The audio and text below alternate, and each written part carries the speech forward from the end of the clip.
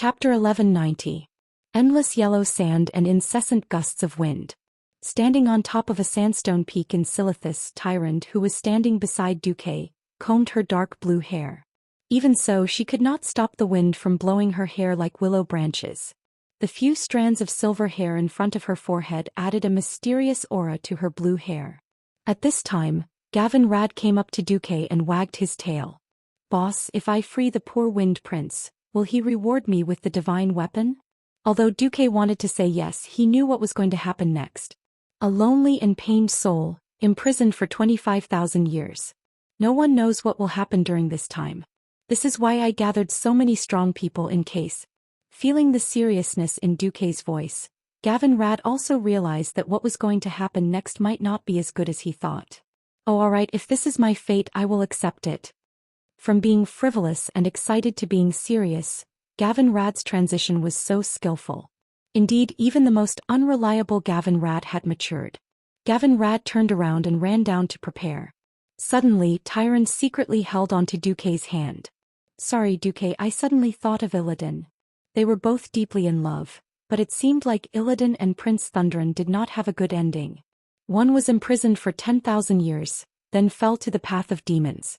The other was imprisoned for 25,000 years, and in the end, Tyrant did not dare to continue imagining, afraid that she would recall the past. She had once used herself as a sacrifice and burned herself to be with Duke, but she was shocked to find that the situation had reversed. The darkest evil could very well be the brightest light, and when she finally thought that she could enjoy this legendary happiness, she found that she had no choice but to face a separation of 10,000 years. If not for the busy family affairs, she might have gone crazy. She did not dare to imagine what would happen to Thundran, who had once loved her deeply. "Duque, hug me," Tyrant murmured. This had nothing to do with lust. It was purely a spiritual need. Duque conjured an illusion of him and Tyrant, before hugging the priestess who always appeared strong, holy and otherworldly, using his lips to nourish her fragile heart that was like a candle flickering in the wind. After a long while, "Do you feel much better?" "Yes." Tyrant nodded. "However, please do not leave us again. I hope you will remember that you are not fighting alone." When Duque brought Tyrant down the stairs, he found himself surrounded by a large group of queens. Sylvanas, Kalia, Elucia, Jaina, and Windrunner's eldest and third sisters. Perhaps they had all sorts of thoughts, but it was clear that everyone had the same goal, for the future of the Alliance and for everyone's future. On the specially selected open plains, the insect-type monsters that were originally wandering here had long been cleared by the professional teams of the Alliance. Within 10 miles apart from the Alliance's experts, there was no one else. Duque nodded at Gavin Rad. When Gavin Rad brought the left and right halves of the skull of the Wind Chaser's imprisonment, and the essence of the Flame King, that he dug out from Ragnaro's doppelganger, he walked in front of the old human Dimitrian who worshipped Prince Thundran. Dimitrian's tears flowed down his face. This white-haired human fanatic knelt on the ground, sobbing uncontrollably. "Ah, you have found your master's cage. The long-cherished wish of many generations. I have been waiting for this day for a long time. My wish can finally come true. You must free my master. Now." Immediately. Dimitrian's ecstasy was a stark contrast to the indifference of the experts around him. Duque was a fraud. Duque clearly wanted everyone to prepare for a fight. That battle was definitely unavoidable. Especially after the Feather Moon General Chandris secretly told everyone the story of Illidan, no one had any hope for Prince Thundran. Everyone watched calmly. Dimitrian, this fanatic who worshipped the wind element, chanted an incantation that outsiders did not understand, and easily caused the atmosphere to shake. Bang! It was as if a large bomb exploded less than 3 meters in the sky above Dimitrian. The dust that was stirred up filled the sky, and along with the strong wind, it dispersed like a shockwave. Bang! Another shockwave. If it hit someone's eyes, it would definitely blind them. The people here were all powerful people who could easily shoot down flying arrows at their peak state. Especially the fully armed warriors and paladins standing in the front row. As long as they paid attention to not let the stones hit their eyes, normal flying stones would not be able to hurt them at all. A few thieves and paladins were even more exaggerated. With super high agility and dynamic vision, most of them waved their daggers non-stop, easily knocking away the flying stones and protecting the healers at the back. Duque did not activate that ice barrier. He calmly watched the airflow swirling in midair, forming a huge half-human figure. Prince Thundren appeared. He had a body that emitted white light. The lower half of his body was a spinning tornado, and the upper half of his body was a standard human figure. The sturdy armor wrapped around his huge body, and the 4 sharp spikes on his shoulder armor were very eye-catching. 2 layers of overlapping petal-shaped armor protected his shoulders very well, and the silver-white arm armor emitted powerful wind elemental waves. Without words, the Wind Prince, who was more than 10 stories tall, almost cut his fanatic Dimitrian in half. Clang! A loud sound of metal clashing almost broke the eardrums of the surrounding people. After inheriting Mograine's Ashbringer, Tyrion Fordring used this godly sword that belonged to him for the first time today, and swung it for the first time. The bright golden light and the wind of the Wind Prince, who had been imprisoned for 25,000 years, were evenly matched. In the distance, 2 figures in armor watched this scene. Suddenly, one of them felt sad and 2 lines of old tears rolled down his face. He murmured, as expected, handing it over to Tyrion was the right choice. The other person patted his shoulder. Alexandros, we are all old. It is time to pass the burden to the next generation. Until the last moment of the world's destruction, there is no place for us old fellows to appear. Yes, we should learn from Lothar.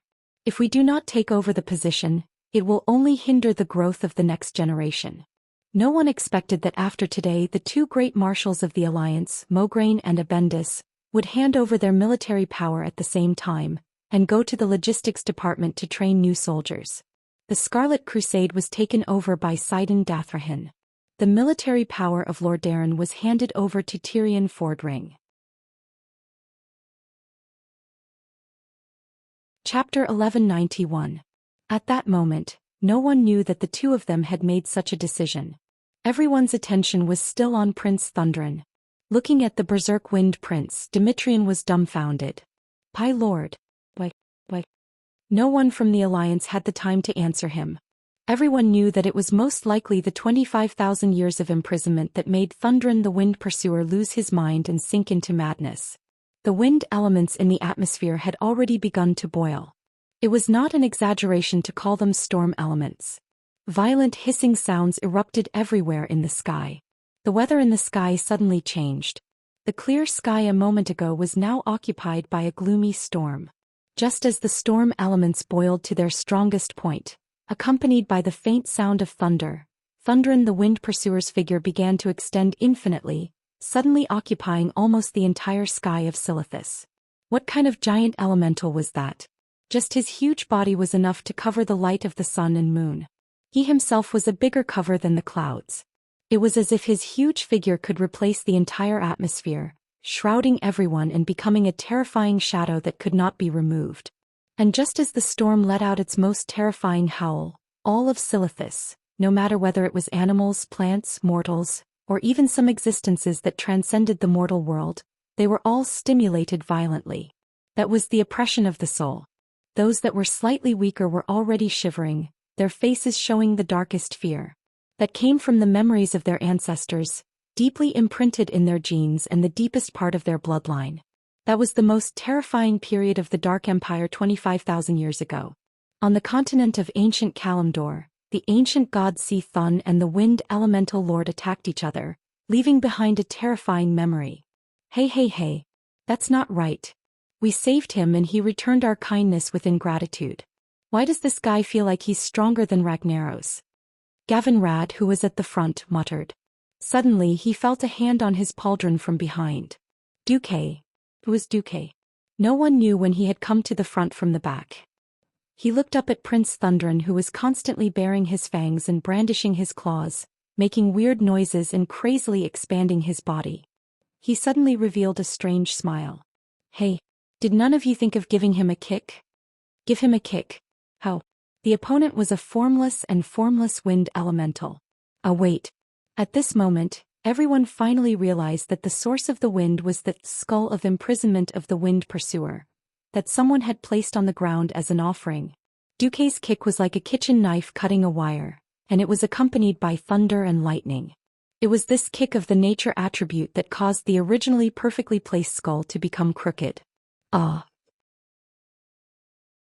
This kick caused everyone to be extremely shocked because they saw to their astonishment that the boundlessly enormous figure in midair had instantly shrunk by countless times. Prince Thundren did not fall with a kick like a paper man, but he was obviously affected by some unknown force. Only Ronan and Tyron noticed something. They had noticed the flash of light. Is this the radiance of divinity? Divinity? Jaina asked. Tyron nodded. Yes, it seems that Prince Thundren wanted to spread his will to absorb and purify the elemental energy in the atmosphere, but was stopped by Duque. Duque raised his head, a mysterious smile on his face. Sunderland, I know you're angry. And very manic. You're eager to vent your anger. But you also have to see who defeated Ragnaros and released you. Roar. An earth-shattering roar and a sword strike was Prince Thundren's answer. Duque frowned. This Prince Thundren was obviously different from the prince in history. The Wind Prince in history had at least said a few words. Duque looked like he was thinking about life. He wasn't afraid of being hacked to death. If Magni with the Firelord's hammer and Theon with the Ashbringer were here, they would have been able to kill Duke. Then they wouldn't have been heroes in the first place. This time it was Magni who activated Avatar. He swung the Balrog hammer and clashed with Prince Thundren's wind sword without any fancy moves. Boom. The terrifying aura that was like a volcanic eruption overwhelmed Prince Thundren. Not only was the prince's wind sword knocked back by the hammer, but his body that was leaning back was also strangely stiff. At this moment, anyone could see the weakness in the prince's seemingly strong and huge body. Everyone couldn't help but think of that legend. The Wind Chaser used to be so powerful, but he was ambushed. Although the Balrog King couldn't completely destroy him, he was split into two and imprisoned. One could only imagine how weak Prince Thundren was after 25,000 years of torture. Since they couldn't communicate, the result was set. Kill him. Duque waved his cloak. He didn't even bother to attack.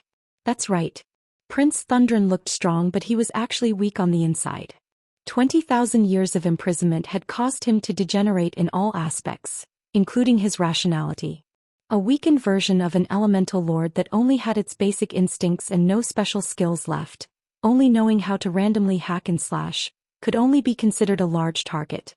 If they couldn't even deal with this, the Alliance's hero group could just commit suicide by jumping into the river. Duque sat at the back and quietly watched the pitiful Prince Thundren walk into a dead end. Roar. Prince Thundren was struck by lightning for showing off. Gavin Rad, who thought he could easily get a divine weapon, used his lightning power to strike the prince. The prince was furious. This was because Magni was holding the hand of Savras the Balrog Ragnaros, which had taught him how to be a human, and was now teaching him how to be a human. The prince was furious again. Ashbringer's blazing holy light reminded him of a group of titans who used this light to teach him how to be a human. Spells and arrows rained down on him like a torrential rain. Weapons filled with fire elements left scars on his frail body again and again. Unsurprisingly, the pitiful Prince Thundren collapsed not long after he saw the light of day again in just 5 minutes. A large lump of something that looked like dust was the remains of the Wind Prince. In the dust, a small wind sword was especially eye-catching. This is... Gavin Rad was extremely curious. This is Wind's Kiss Blade. Take it and let that fanatic work. Just like in history, Thunder's Fury, blessed sword of the Wind Chaser, was finally made. Gavin Rad was so happy that he went around showing it off, until he was shocked to see that Duque was holding an identical wind sword.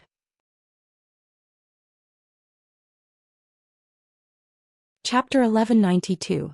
The moment he saw Duque holding the wind sword, Gavin Rad was petrified. A gust of wind blew, and it felt like this guy's soul had already turned into dust and dissipated with the wind. After a long time, Gavin Rad finally opened his mouth and asked, "Boss, let me ask you something. Can artifacts be mass-produced?" Gavin Rad was not an ignorant bumpkin. Of course, he knew that the lightning bow that the Windrunner sisters used was actually a mass-produced product from the Burning Legion. It was just that the quality was too high and they did not mind using the exact same weapon. In the eyes of most people, a divine artifact should be unique. Although Duque's mouth was wide open enough to fit an egg, he still wanted to tell Gavin Rad, "Idiot, you're still too inexperienced. Let's not talk about the future where everyone could play with illusions and run around with a fake wind sword." Just in the earliest days, Duque had seen with his own eyes the terrifying scene of 40 bandits with a pair of Azanatha's warblades charging at him together in the Great Battle of Oxen in the game. Whoosh whoosh. That was a terrifying scene of being sliced to death like tofu even with plate armor. However, Duque's wind sword was really a special existence. The Wind's Kiss blade that had merged with the last remnant of Prince Thunderon's soul, plus all the materials from before, had been given to Dimitrian to forge the artifact Thunder's Fury. He also saw the blessing. "Hero, I hope you have a love that you will never regret." But Duque realized that after killing Prince Thunderon and infusing most of the prince's power into the wind sword, there was still something left. According to the material strength of the wind sword, the divinity that could be stored inside had already reached saturation, but there was still a lot of divinity left. In a sense, Duque's soul was a hodgepodge container that could hold all kinds of divinity into the sea. So Duque accepted the extra divinity with a smile. But Duque did not expect that after he absorbed the storm elemental divinity, he was shocked to find that his magic had an independent series in the system: natural element. Not only that, the magic circuit in his body was starting to split. They were independent from the arcane circuits and were specialized natural magic circuits.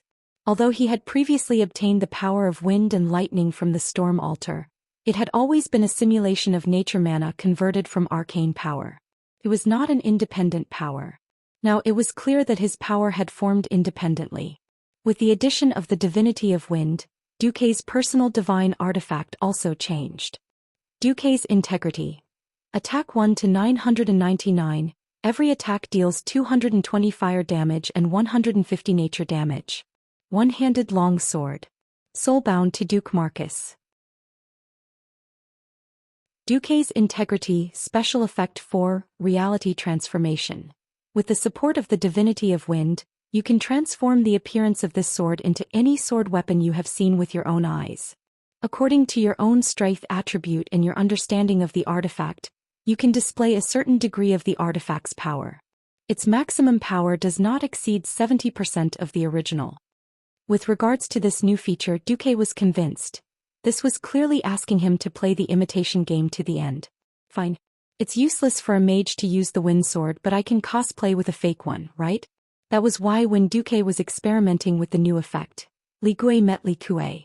Seeing that Gavin Rad was on the verge of breaking down, Duke stabbed Duke's integrity, which was in the shape of a wind sword, into the ground. Then he put his hands on his waist and said, "I see that your divine sword is very cool. I'll use magic to transform it, okay?" "Fine. You're the boss, you call the shots." Gavin Rad rolled his eyes. The next second, Duque suddenly attacked. Duque picked up the wind sword and stabbed it at Gavin Rad. At first, Gavin Rad and the others were dumbfounded, but they immediately understood what Duque was doing. As a mage without haste, Duque's lousy swordsmanship was like slow motion in front of these powerhouses. It was ridiculous. If Duque had suddenly gone crazy and wanted to cut Gavin Rad, it would not have been like this. The only explanation was that Duque wanted to fight Gavin Rad. With a flick of his wrist, Gavin Rad used the Thunder's Fury blessed sword of the Wind Seeker. Bam! It was a simple clash of swords. The moment the two swords clashed, Gavin Rad immediately understood. The feeling from the blades told him that the two swords were different. Even though they had the same source of wind elemental energy, the fundamental difference was obvious.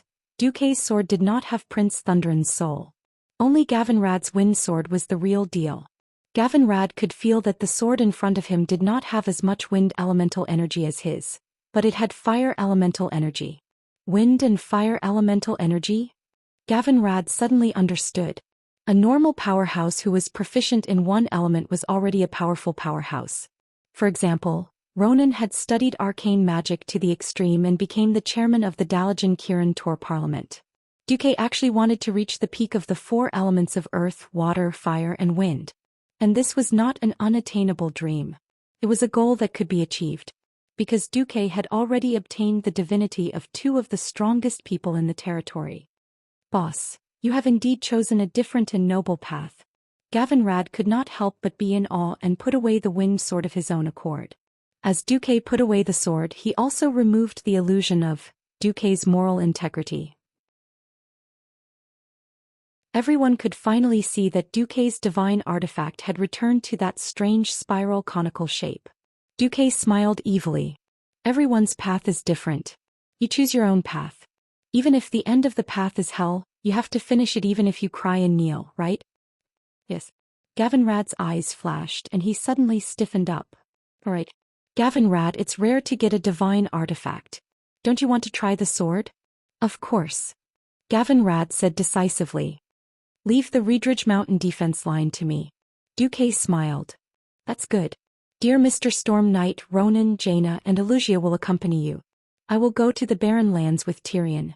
The pair of master and servant lightly touched each other's divine weapons, creating a whistling sound of the wind.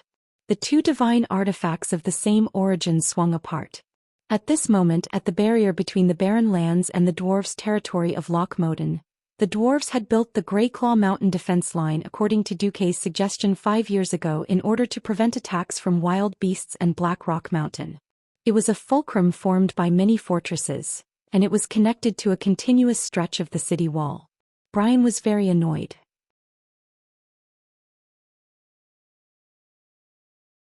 Chapter 1193. Those terrifying dragons hardly needed to stop, and they attacked the dwarves' territory day and night. At first they could still use the best dwarven hunters to kite the dragons and try to lure them into the barren land. But later the Dragon Gate apparently received orders from Nefarian and attacked the Greyclaw Mountain defense line. Bulang had no choice but to let the steam bulldozer dig a deep trench in front of the defense line and try to delay as much time as possible. Unfortunately, the dragons had already broken through many lines of defense and were only 2 trenches away from the city wall. Damn it! Why isn't Big Brother done yet? Done. His boss's voice appeared behind him like a ghost, scaring Bulang so much that he almost activated Deity's Descent. Looking at the huge dragons that were easily 2 or 3 stories tall playing in the distance, Magni had been suppressing his anger for a long time. If Duke had not insisted on waiting for the wind sword to be completed, he would have rushed up and killed those dragon beasts. Almost as soon as he came out of the portal, he rushed over with his short legs and jumped off the city wall. Well, when such a big short man jumped over the wall, his short legs even stretched out a few times. Duque and his women couldn't help but laugh on the spot. There was no beauty in the jump, but the landing was incomparably gorgeous. Instantly activating Deity's Descent, Magni, the giant that was the size of a small house, unscientifically announced his arrival with his weight. Bang! A heavy body had a heavy landing, and after he fell, the powerful impact immediately caused an earthquake-like shaking. Then, who the hell dug so many trenches? I can't go over. Hehe. On the city wall, Bulang Bronzebeard's face darkened. Digging so many trenches was naturally to prevent the dragons from rushing under the city wall and demolishing it. The dragons were so tall, of course they dug as deep as they could and at the same time poured oil, tar and other things to slow down the other party. Well, now they really dug their own people. Who knew you would come back so quickly? I thought it would take 1 or 2 more weeks. Duque rubbed his eyebrows. While the Bronzebeard brothers were spitting saliva at each other, he cast Slow Fall and flew over the trench lightly. He had to admit that when Bulang was not a hunter, he was also a talented defensive player. On the surface, the crisscrossing trenches were there to block the enemy. In reality, there were still some dark paths that ran through the entire defensive line. At first, the outsiders did not think that there was a problem with the road. As they walked, they found that the road was getting narrower and narrower. However, the troops behind them would continue to force the people in front to walk, and soon, they would have to face the sharper and sharper traps on both sides of the road. Spiked pits, high-temperature fires, freezing traps, sulfuric acid sprayers. Bulang was using the hunter's skills on the battlefield. Duque concluded that if this guy's heart was cut open, it would definitely be black. Tyrant called out to Duque from behind. Duque, do you want me to go with you? Duque waved his hand. There's no need. I'm just going to have a chat with the dragons. After that, the two sides had a friendly and harmonious discussion on peaceful coexistence, mutual benefit, advancing with the times and creating a better future together. That's right. If they could fight, they would never use words. Countless magicians' hands floated in the air, casting all kinds of low-level spells on the dragons. Fire, frost, arcane, holy, shadow, nature. The Dalajan mages on the defensive wall finally saw how terrifying the number one mage in the Alliance of Mysteries was. Duque was a living magic encyclopedia. He alone was a terrifying existence that 10 mages could not compare to. Every dragon that was messing around and destroying the defense line was hit by 5 or 6 spells almost at the same time. In the eyes of outsiders, the draconic beasts were completely unharmed. Only Duke could clearly see the weakness of each draconic beast in the system notification. In the next moment, Duque's whisper of the wind drifted across the entire defensive line. Dalajan mages, listen up. Flatbread uses fire attacks, Diamond uses frost attacks, Triangle uses arcane spells.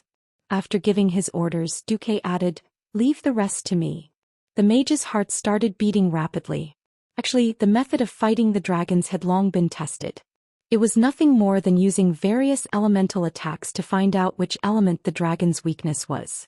However, the situation on the battlefield was ever-changing. Many times it had been tested. If a few dragons accidentally crossed each other's positions, it would be very easy to mistake them. After the first dragons failed to confuse the alliance with their skin color, Nefarian decided to make all the dragons look the same. This way it would be very easy to confuse the attackers. Normal mages did not have as much mana as Duque did. They were so free that they could concentrate their mana on the monsters' heads to mark them. Hence it was very difficult to fight the dragons. The most troublesome thing was that if the dragons rushed in front of them, the normal mages would basically die after using Flash and Ice Barrier. It was not like now where they could safely stand on the city wall and aim at the targets. Go. Kill them.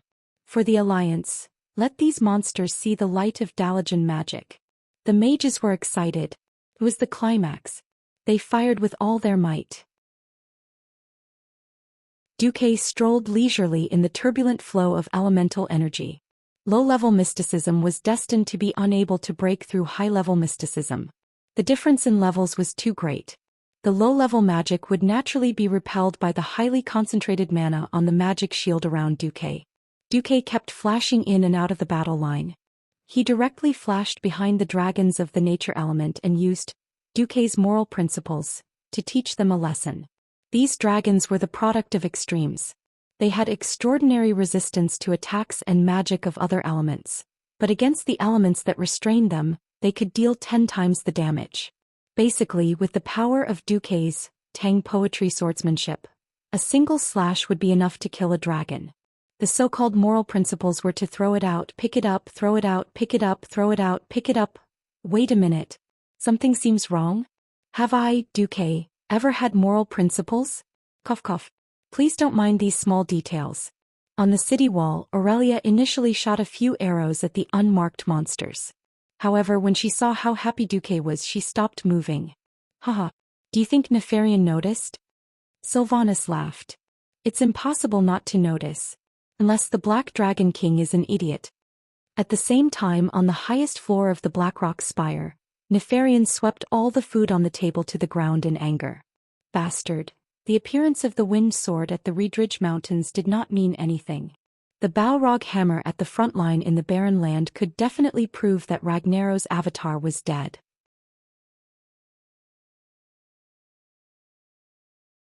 Chapter 1194. Nefarian's heart was filled with unease.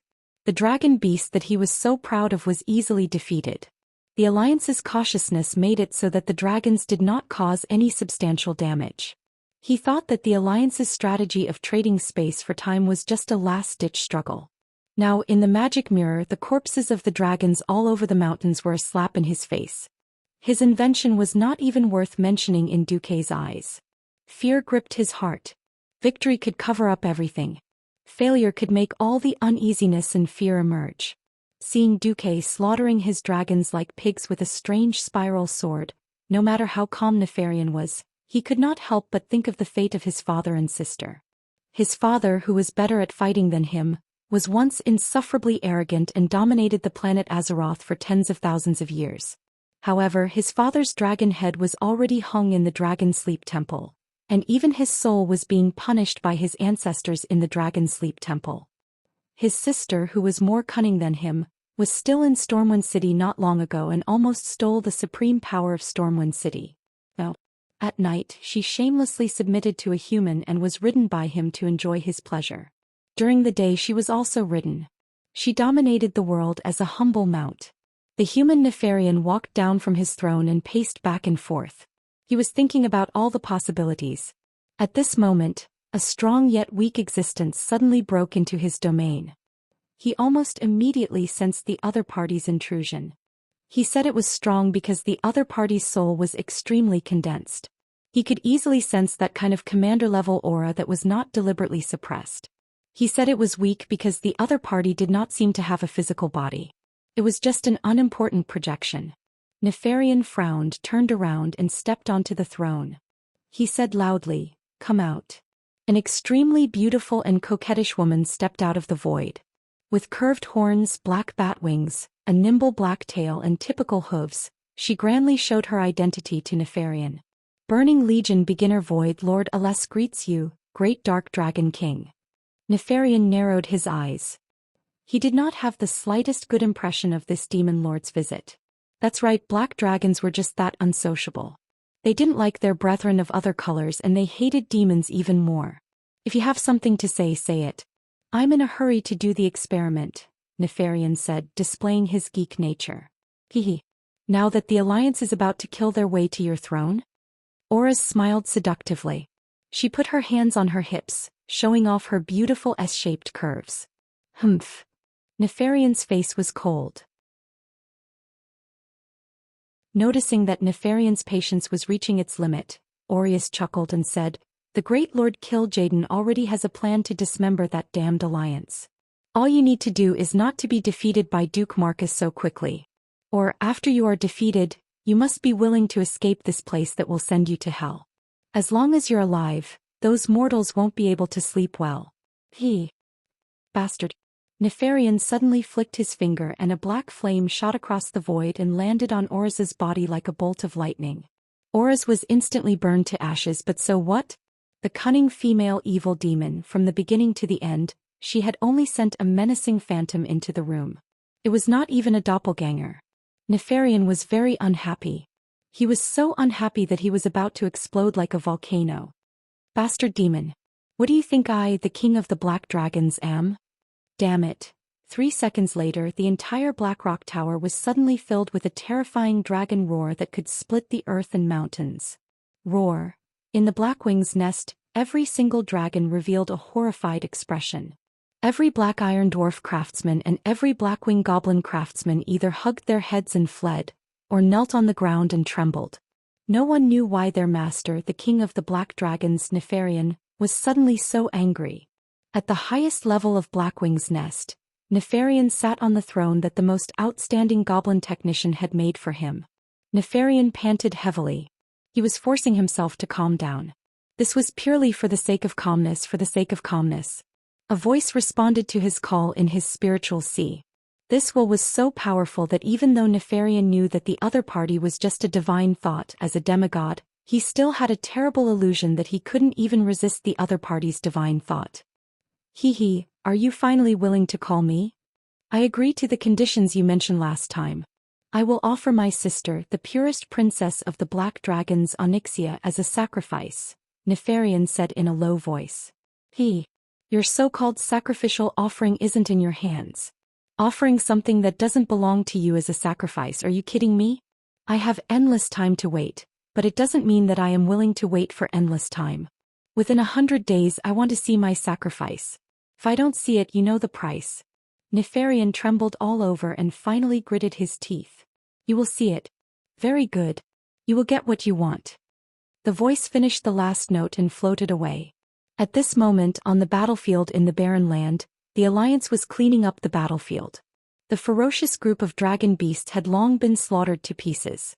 Although these terrible monsters still launched a desperate attack on the Alliance army, they could no longer cause any large-scale damage.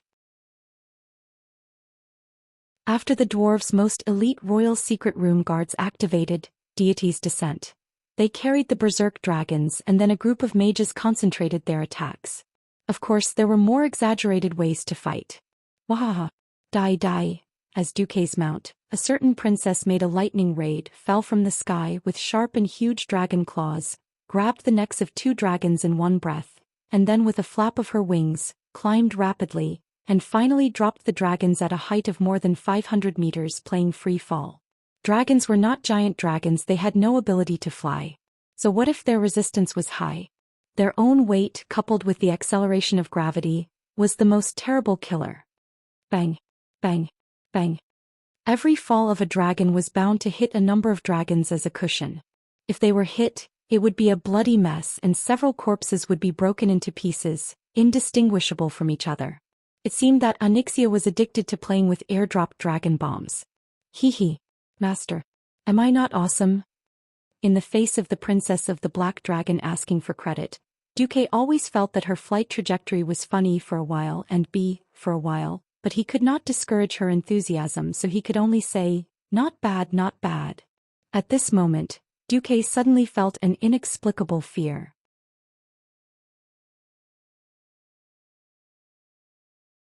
Chapter 1195. Duque had never experienced such a feeling since he transmigrated to Azeroth. This almost intuitive feeling was not the kind of nonsense that, the left eyelid twitching means you're going to get rich and the right eyelid twitching means you're in trouble. It was more extraordinary, a feeling that involved the rhythm of fate. This was not an exaggeration. Ever since Duque took part of Ragnaros's and Prince Thunderon's divinity, the most obvious feeling was that he was more sensitive to the wind and fire elements.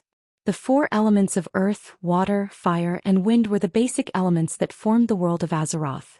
If he received feedback from Azeroth, Duque would not be surprised at all. System Elf, scan my body, mind, and soul and analyze my strange reaction just now. Understood, host. The system, which did countless calculations in a second, did not come up with anything in the end. But Duque did not give up. He was not the kind of person who had allergies and would be nervous about everything. He was more willing to believe that this was the warning signal given to him by his brain. Sometimes, people would have warning signals in their hearts, but it was not because their rationality found something wrong. Instead, it was his brain that made judgments about his surroundings that were not rational. For example, if there was something wrong with his surroundings, the brain's warning system could not directly connect to the human mind. It could only make people feel that something was wrong in a similar way. Something must be wrong. Sitting on Onyxia's dragon saddle, Duque cupped his chin and pondered. Master, what's wrong? Let me calm down. I suddenly feel that something is wrong. Onyxia obediently shut up. Suddenly, a bolt of lightning from the spiritual world struck Duque's mind.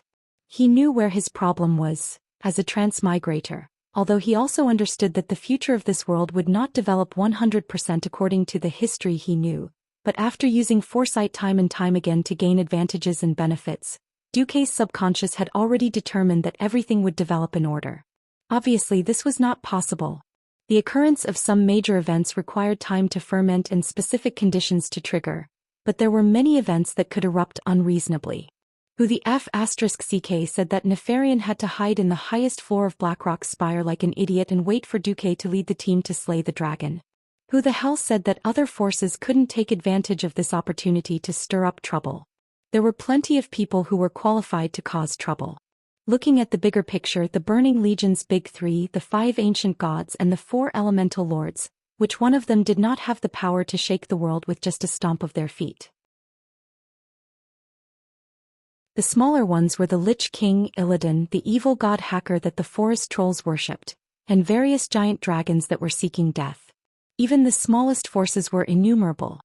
He gathered all the elites of the Alliance and the Horde to play the hero group, which would greatly increase the efficiency of the exploration. On the other hand, wasn't it like walking on a tightrope? Thinking of this, Duque had a plan. He directly opened the magic message. I am Duke Marcus. There's going to be a major change in the next part of the plan. On the 10th of December, year 21 of the Dark Portal, the Alliance-led crusade against Blackwing's Nest had officially begun. The Alliance had invested almost all the strong players they could, but for the Horde, the Alliance surprisingly only wanted 2 strong players, Grom Hellscream and Bloodhoof Kane. Forget about Varrock, they didn't even want Wajin. Blackwing's Nest was obviously a special area. The Black Dragon King Nefarian used his evil magic to seal all connections with the outside world. Not even a magic message could be sent out, let alone a teleportation portal. In this regard, the various kingdoms and even the Horde were a little used to it. During the crusade against the Fire Demon King in the Molten Core, it was the same. The guardians that were left behind had their own duties. However, on the 1st of January 22 years after entering the Door of Darkness, the entire world underwent a drastic change. In the Thousand Needles at the southern end of the Horde's territory, huge stone pillars stood in the middle of this barren and huge valley. Windy Mound was guarded by the Taurens, and it was the most important stronghold of the Horde. From the bottom of the valley to Windy Mound, it was impossible to walk up the steep stone walls. The only way was to use the Taurens to stir ropes and pull people up using a manual lift. It was daytime, cloudless, and Windy Mound had the best view. Suddenly, a Tauren pointed to the south and said, "Look. What is that?" Buzz buzz buzz. The sound came from afar. Soon, it turned from a low buzzing sound to a terrifying buzzing sound that not even a bomber core could make. What the hell? That's not a cloud. Giant insects covered the entire sky. The sentinel's scream also alarmed the commander of Windy Mound. What the hell? What is that? He roared for the other Tauren warriors to prepare for battle while he informed the messenger, "Find a way to tell the great chief that Windy Mound is finished." It was destroyed by a group of giant insects flying from the south.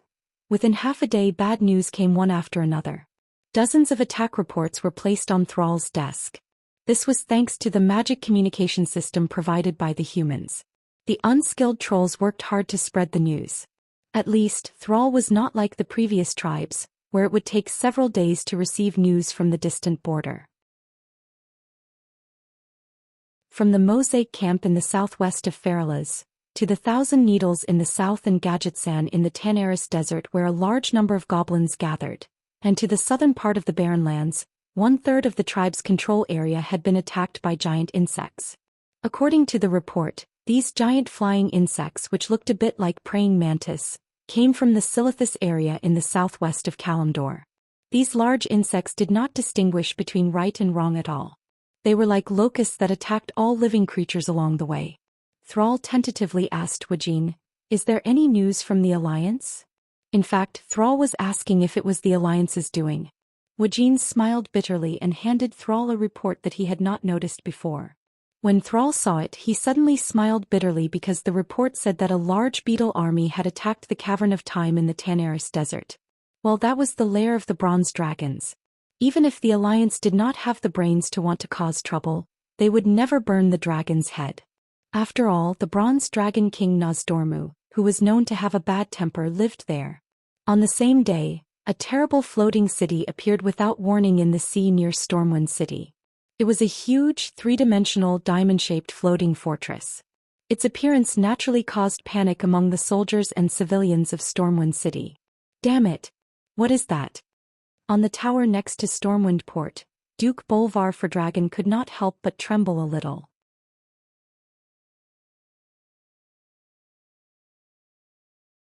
Chapter 1196. A shrill alarm rang through the sky. Even though Stormwind City had long announced that it had entered a state of war, this majestic city of the southern continent, which had not experienced the flames of war for nearly 20 years since the Dark Portal was restored after the end of World War II, was still in slight chaos. A large number of cargo ships that had yet to enter Stormwind Port hurriedly evaded, and many captains even ordered their ships to rush onto the beach. Anyway, with the help of the Murlocs and Nagas, it was not difficult to drag the ships back into the sea. It was fine as long as the keel and the crew's lives were preserved. In Stormwind Port, the soldiers nervously rushed into the various watchtowers and turrets. Holy light above, how are we going to defend against such a terrifying floating fortress? His Majesty is not here. A Stormwind general muttered. No, I'm here. Along with the sonorous voice, the soldiers of Stormwind were pleasantly surprised to see their king, William Ryn, dressed in military attire, striding up the city tower under the protection of his two good partners, Valilla and Brawl. Your Majesty, didn't you go to Blackwing's nest? Not to mention the people below, even Bolvar, who was the regent, did not know that William was actually here. William revealed a slightly bitter expression. Although I don't want to admit it, Brother Duque is really a prophet. The king was the backbone of a kingdom. The backbone was there. The backbone of the kingdom was there. Those who could become commanders were mostly veterans who had experienced many battles, and even 3 battles at the Dark Portal. Facing the fortress that was emitting an evil aura of death in the sky, the commanders did not have to wait for orders from their superiors. Bring out the holy water. Against those monsters, blessed holy light weapons are 10,000 times better than ordinary swords. Oh no, you idiots. I didn't say that you have to throw away your sword. I just want you to bring an extra weapon. While the people below were in an uproar, William, who was on top of the city wall, bowed slightly to the people behind him. I'm counting on you, Lady Solarian. Solarian, who walked out of the city tower, was still dressed in a seemingly ridiculous maid uniform. However, from the envious and hateful gazes of a few Stormwind Kingdom's court mages, one could tell how envious that set of clothes that looked like a maid's robe was. Heavens!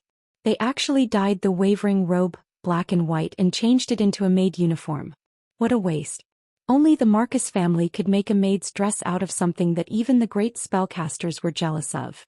William, who had followed Duke on one of his expeditions, was convinced by the Marcus family's heroic spirit. However, envy was just envy. These court mages were all Radiant Moon mages who had spent years and resources to become Radiant Moon mages. Not to mention comparing themselves to Wuxia. Even Gina Goldsword was far inferior in terms of talent. Although Azeroth had undergone a great change recently, and because the mana was denser than before, more high-level mages had emerged, but talent still determined the limits of a mage's growth. They were very fortunate to be indebted to a Breaking Dawn wizard, Duke Marcus, to personally modify the magic circuits in their bodies. Otherwise, being a Morning Star wizard would have been their limit for the rest of their lives. Even so, Duke had only helped them cross the threshold of the Radiant Moon realm, and that was the limit. With their innate talent, they could not control a higher level of power. Back then, no one understood why Duke had insisted on spending 2 years' worth of taxes in Stormwind to build 12 Radiant Moon wizard towers. Everyone was even more confused as to why Duke would spend so much effort to groom 12 Radiant Moon archmages who were not qualified enough. Now everyone knew. On the cliffs on both sides of Stormwind Port, the 4 wizard towers first lit up with a dazzling light. Then the other 8 wizard towers in Stormwind City also shone with the brilliance of fire magic. Fire runes shot out from the tips of the standard hexagonal pyramid-shaped towers. These runes emitted surging waves of fire elemental energy and gathered together in the air, forming a huge magic formation the size of 5 football fields. In the next moment, blazing sunlight broke through the clouds and landed on this exaggerated magic formation. Immediately, it was reflected and turned into a scarlet pillar of light that pierced through the sky. In an instant, it conquered more than 10,000 meters of the void and fiercely bombarded the huge floating fortress. A terrifying dark aura surged out from the fortress, forming a hemispherical shield of light in front of the golden pillar of light. Bang! Black and yellow, the 2 colors that symbolize darkness and fire, collided intensely in the air. This short confrontation firmly attracted the gazes of the hundreds of thousands of soldiers and civilians in Stormwind City. No one dared to look away. Even if their throats were dry, even if their eyes hurt, everyone did their best to open their eyes wide, wanting to witness what would happen next. Would the powerful magic bombardment end in failure, causing Stormwind City, the majestic city of the southern continent that had been in operation for almost 20 years, to be trampled again? Or would the opponent's seemingly invincible floating fortress suffer a head-on blow, and the soldiers and civilians of Stormwind City once again defend the safety fortress that they had built with their blood and sweat for 20 years? The answer would be revealed in the next 3 seconds. 1 second. 2 seconds. Abruptly, the thick black light shield finally caved in like a boulder that had been smashed by a tremendous force. It let out an earth-shattering crack. In the next moment, it was as if time had frozen. Everyone could clearly see that the black protective shield had been completely pierced. It was purely because the floating fortress seemed to have refracted the pillar of light at the last moment, thus avoiding the nightmare of being pierced through in one shot. Even so, everyone could clearly see that the entire northeast corner of the 4-cornered, cone-shaped fortress had been blown up. Everyone could hear the earth-shattering explosion. Countless rocks were knocked away from the floating fortress and fell into the sea like a heavy downpour. Damn it! Damn it! How could this be? His Majesty had painstakingly found Naxxramas. In the command post at the core of the fortress, the great Lich Kel Thizad was hopping mad. Many years ago, the Crypt Lord Anubalak led a group of undead warriors into the Narab Psionic Tower that was now named Naxxramas. The forces of the Scourge wreaked havoc in the fortress. The will of the Lich King transformed the passage of the fortress into a powerful war machine. Dark magic pulled the fortress up from the ground and floated in the air. Everyone thought that once Naxxramas appeared, the Alliance countries could only raise their hands and surrender. Who knew that Duque would turn Stormwind City into a hedgehog city armed to the teeth, so that Naxxramas couldn't even attack?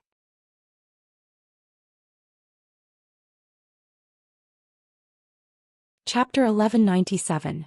After the main cannon fired, it was time for the mage towers to open fire. The chaotic light streaked across the sky, and it was a beautiful sight. Elemental magic cannons of various colors bombarded the jet-black outer wall of Naxxramas that was emitting a green light, blooming with strange fireworks. Obviously, even without the outermost magic shield, the walls of the fortress itself had been treated with powerful protection spells, and it had a good magic defense. In each mage tower, the magic apprentices were the lowest-level magic craftsmen, and also the cannoneers of the magic cannons. They hurriedly followed the operating procedures and channeled magic power into the huge magic cannons that were similar to magic staffs, and then blindly poured the firepower into the huge fortress in the sky. And the intermediate sky rank mages were busy in all the important parts of the mage tower. Usually the mage tower rarely opened fire. After all, it would cause panic among the citizens, and it would also consume magic gems that were more expensive than gold. Without actual combat experience, all kinds of situations could be said to be endless.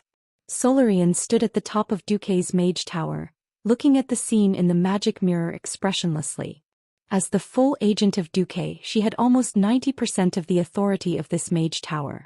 She ordered expressionlessly, "Open all the elemental furnaces and complete the magic charge as soon as possible. If this floating fortress doesn't roll away, then give it another shot." The higher-ups moved their mouths and the people below broke their legs.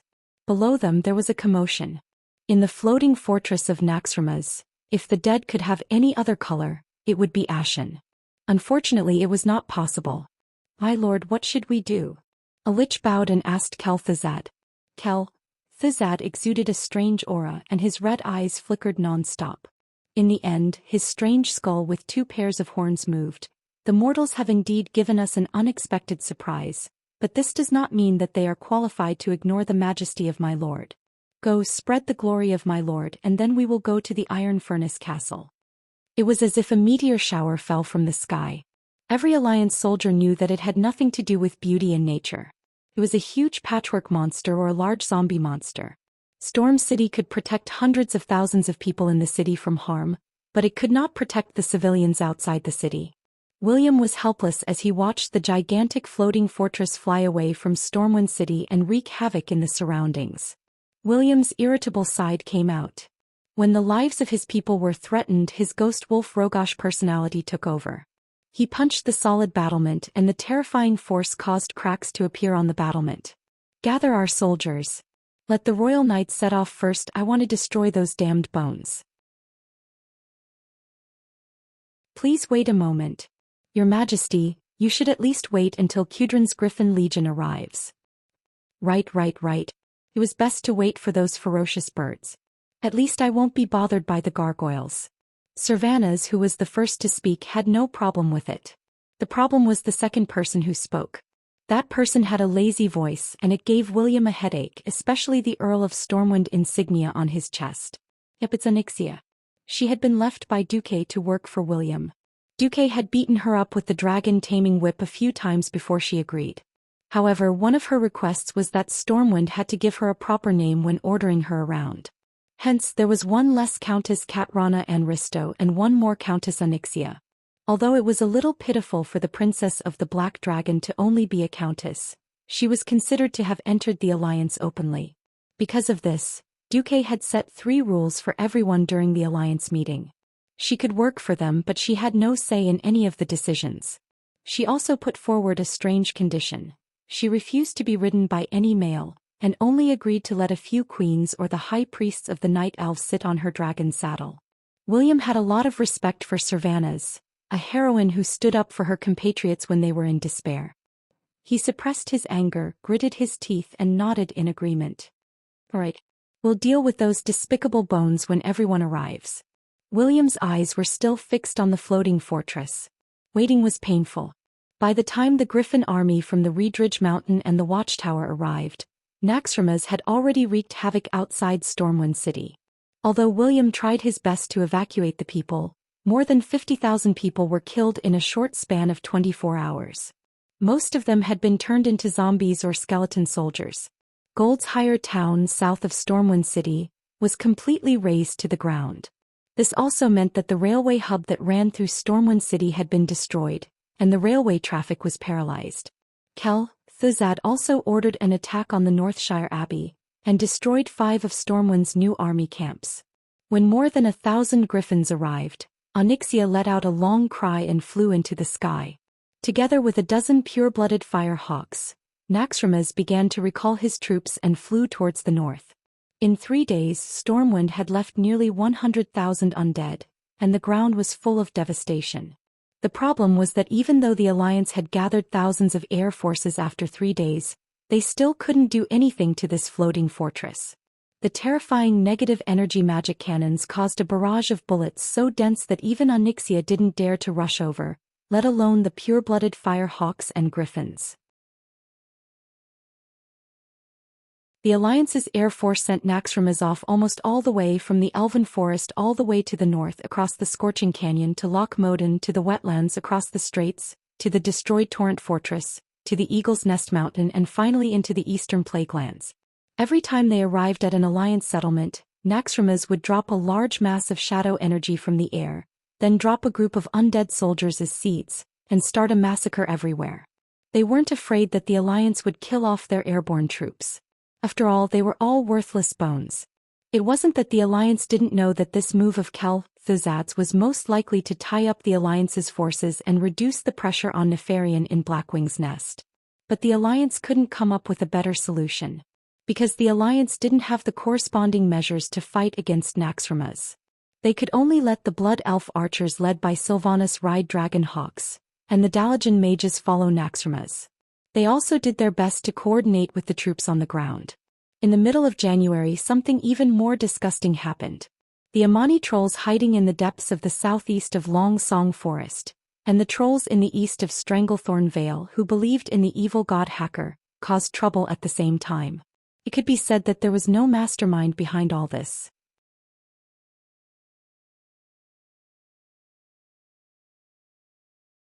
Chapter 1198. These days the Alliance held meetings almost every day. Everyone was glad that Duque had left most of the strong people in the hero group behind at the critical moment, but they were also worried about Naxxramas' shameless tactics. Obviously what Duque said before he left should be correct. Arthas, who had become the Lich King, had not yet awakened. If an enemy came, it would at most be Arthas's adjutant, Thuzad. The problem was that Thuzad was also very disgusting. If the Lich King was excluded, the Alliance and the Scourge army would set up a battle formation, and the Alliance's millions of troops would definitely beat the Scourge army to pieces. But Naxxramas was leading the Alliance's main force in circles. If they didn't care about it, it would create a 1,000-mile undead paradise. Who cared? Naxxramas flew at a speed of 30 to 40 kilometers per hour. It flew in a straight line in the sky and broke its legs on the ground.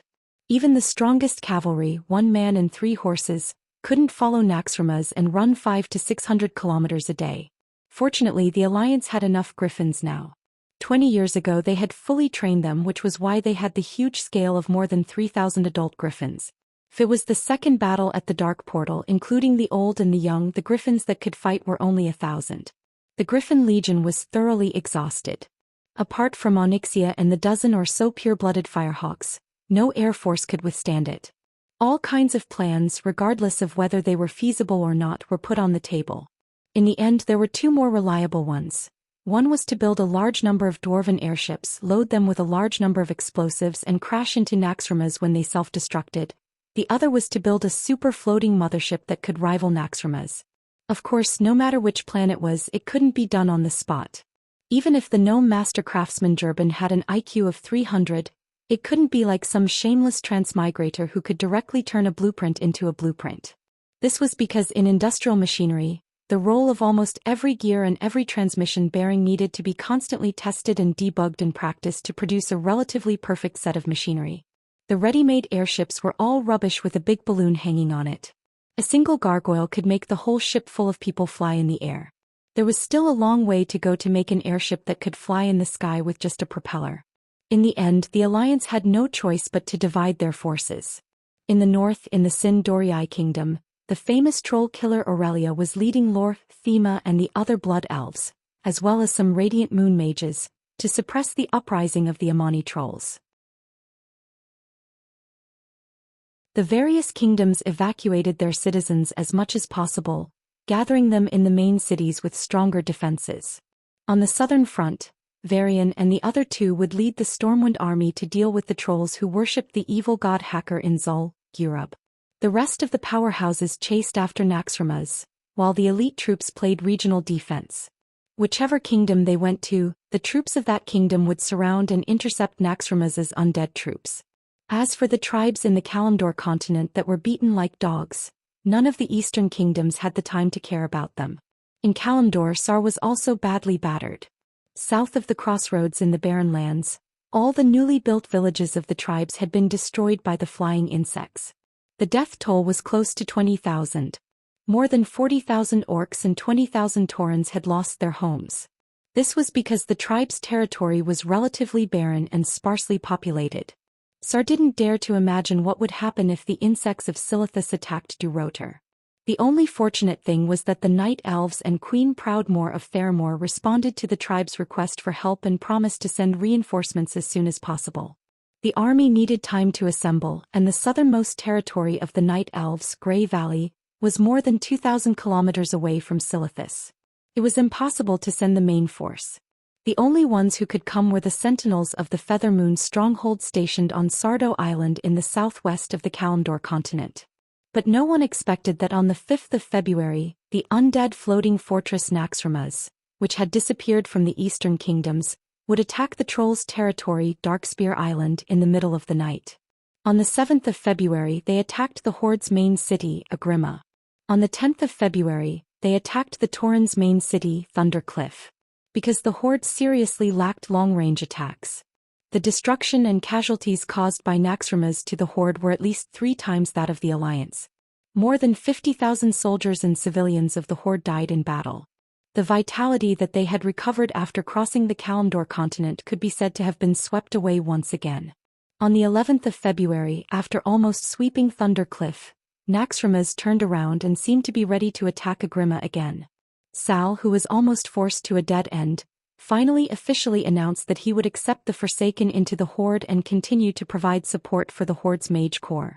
When Anastrian led the former members of the Silver Moon Council to repel the attack of Naxxramas in Agrima, the orcs burst into thunderous cheers. Unfortunately, Sal couldn't laugh. This was because the deputy commander of the Alliance, Turalian, who now had full authority over the Alliance's military, sent a diplomatic note, announcing that the Alliance reserved the right to investigate the Forsaken leader, Anastrian Sunstrider, for defecting to the Scourge army, betraying Kuel Salus, and creating a large number of crimes against the living. The relationship between the Alliance and the Horde suddenly fell to a freezing point. The Night Elves and Theramore's reinforcements all stopped. In fact, it became the Horde alone against the swarm from Silithus. They didn't know what was wrong with those insects, but they only attacked the Horde and did not touch the Alliance's Feathermoon stronghold in Theramore. This was obviously to drive a wedge between the Alliance and the Horde.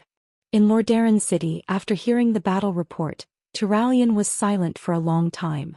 In this magic version of the online conference, Turalian sighed as he looked at the Alliance's big shots in the magic mirror. Basically, I can confirm that this is the work of Jaden the Swindler. Only he can link up with so many terrifying forces to attack the Alliance and the Horde together. Is there any way to solve this? Queen Jaina asked. Turalian shook his head. Please forgive me for being slow, but I can't think of any good ideas. Tyrant also sighed. Can we only wait for Duque to deal with Nefarian and come out? Since none of us have any good ideas, it seems that It seems that this is the only way. The big shots of the alliance fell into the deepest silence. Duque, who everyone had high hopes for, was having a headache. Of course, he knew that the outside world was probably in chaos, but he didn't think that Nefarian, the scientific geek, would be so shameless. Duque looked up and shouted, "Which bastard suggested that Nefarian turn Blackwing's nest into a labyrinth?"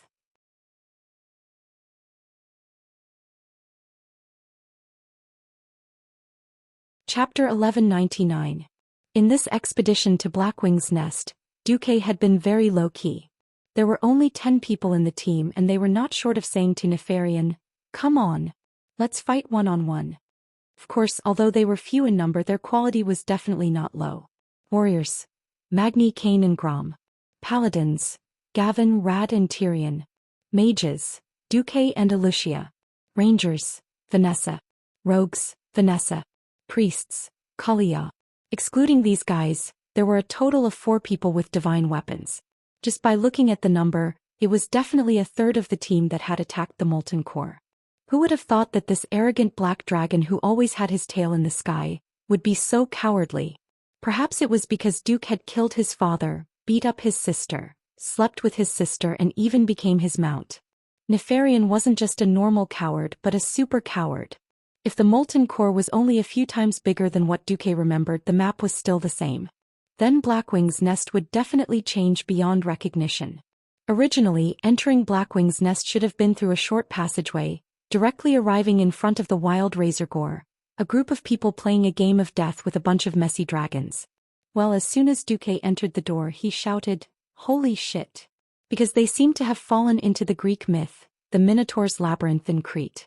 It was a labyrinth with 9 floors and an area of more than 1,000,000 square meters. The walls of the labyrinth were very rare and had spatial attributes. Even with Duque's divine weapons, they could not directly destroy it.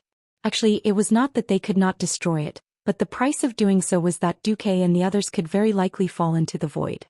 In the end, they could only obediently use their 2 legs to walk.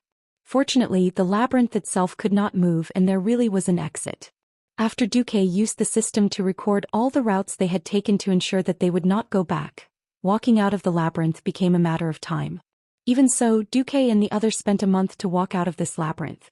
Then he ran into Nefarian's first scheme. Razorgore was a huge dragonborn. He had the typical lizard lower body of a dragonborn and the upper body of a human. However, he carried a ridiculous red war flag on his back. He looked like a target and was just short of shouting "Fire at me" at everyone. His appearance attracted the gazes of Magni and the rest. After holding back for an entire month, those stubborn warriors were practically the first to rush up and prepare to fight the big boss. Everyone knew that the first boss of Blackwing's nest, Wild Razorgore, definitely couldn't be killed right from the start. The result of directly killing Razorgore was that these dragon eggs would explode into a mushroom cloud like a nuclear bomb. Duque could activate Ice Barrier to block it, but the others could only practice the Lying Dead Sword technique. The only way to solve this problem was to control a special controller on a high platform. Through it, they could temporarily control Razorgore to dismantle all the dragon eggs. Seeing that the 3 warriors had almost reached the charging distance, Duque's face darkened. He could only suddenly shout like a charlatan, "Wait! We can't kill that guy Dao. Do you see the flag on his back? It says in Draconic, 'After this battle we'll go back home to get married.' That's clearly a cursed flag of certain death. Don't kill him first. Anyone who kills him will have to die with him." Ignoring the fact that the 3 warriors who were born with low intelligence really had "I believe him" written all over their faces. So what? The other 6 felt that Duque was just spouting nonsense. The only thing stopping them was Duque's prestige. "I can feel the pulse of fate. I'll control this guy to dismantle the dragon eggs. You guys deal with those guys that jump out." Duque couldn't care less about the boss chasing after him. He immediately flashed over to activate the controller. His mind was in a trance. The next moment, Duque discovered that he had become Razorgore. Then Duque felt a headache coming on. If this was a game, he could dismantle the eggs by pressing a button. But what should he do here? Just as Duque was thinking about how to find the skill to smash eggs after he transmigrated into a dragon, a large number of orcs started jumping out from the dark corners of the hall. "Wait, I need someone to drag them along," Just as Duque was about to say his strategy, he realized to his shock that he had underestimated this hero group. You traitors of the tribe. Cain was playing whack-a-mole. He smashed every orc he saw, turning them into minced meat. As he played whack-a-mole with the Fire Lord hammer, he complained, "Aren't you going to capture them and make them repent in front of your ancestors' graves? Forgiving these traitors is our ancestors' business. I'm only in charge of letting them see our ancestors." Lord Howl was furious. Every time he used Blood Roar, he would send at least 3 orcs to reincarnate. The others were equally ferocious. Gavin Rad's wind sword was, of course, powerful. With a flash of lightning, he killed a large number of orcs. In the game, the players were unable to deal with the increasing number of orc assault teams, so they had no choice but to have a warrior drag a group of monsters to run in circles. In reality, these people who wrote about heroes being butchers were too ferocious. At the very least, they could kill one with one arrow like Windsor. Why would they still need to pull a train? They could just clear the field.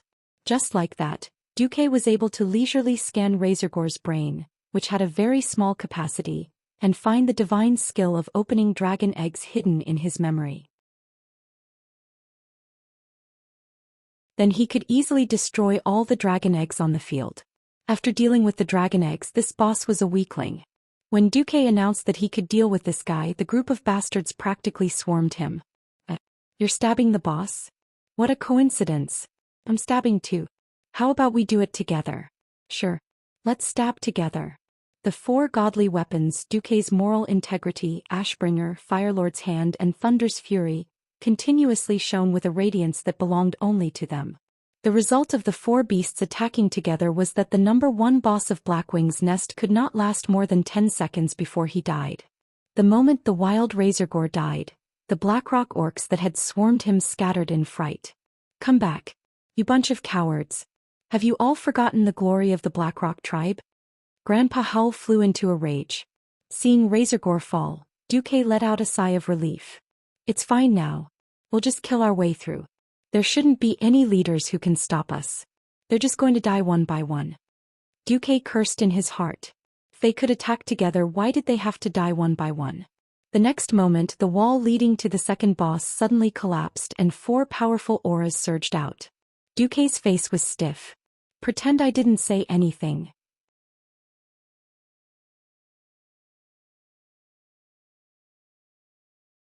Chapter 1200. The second was the fallen red dragon Veristaz. The third was the draconic beast Broodmother. The fourth was the adult black dragon Fillmore. The fifth was also the adult black dragon Ebonrock.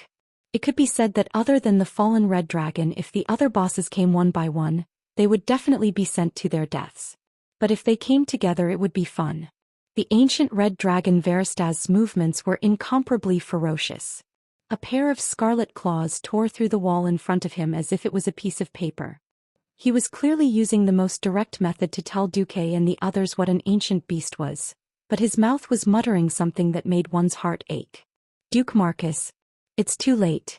Nefarian's power of corruption has already taken effect. Can't control myself. His hatred and anger have made me unprecedentedly powerful. Run, mortals. The anger of the Blackstone King is surging in my blood. Please, I beg of you, run before I lose my mind. The black flame is burning in my heart, I have to release him. The pitiful ancient red dragon begged Duque and the others to escape, but his companion did not appreciate it. The black dragon Fillmore pounced and pressed his claws on the back of Veristaz's head, laughing coldly.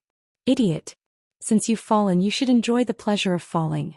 In the name of the great black dragon King Nefarian, go. Kill these invaders. Redskin slaves. Flames, death, destruction. You mortals, let Lord Nefarian's power. No, I want to fight. Alexstrasza, help me, I must fight to the end. The red dragon desperately prayed to the queen he worshipped and believed in.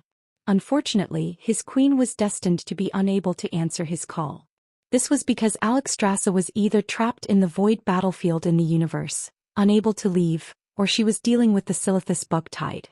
Nefarian's trap and the whispers of the ancient god Enzos were a terrifying combination that easily exceeded the limits of his willpower.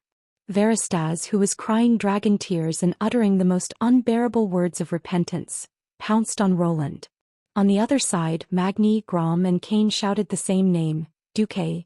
The more dangerous the situation was, the more they needed a clear order and a unified will. At times like this, even the wrong order was 10,000 times better than doing nothing. Duque's expression was firm and his gaze was firm. Every word he said was like a lighthouse in the dark sky, guiding everyone's heart. Old Bull Dragon Beast Shorty Double Flight, Gavin Red Dragon Focus Fire with me. There were only 10 people yet they had to face 4 bosses at once.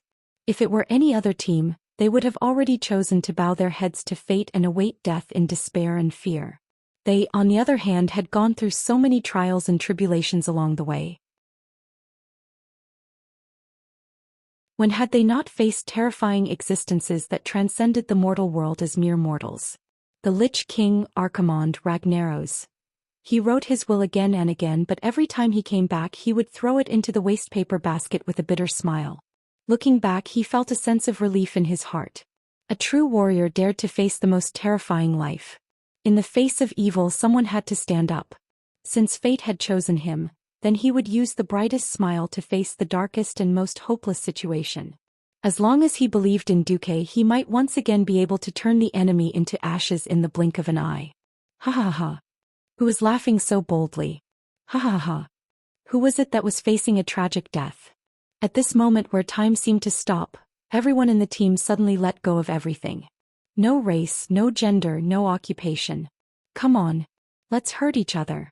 Let your Grandpa Bull teach you what it means to fight.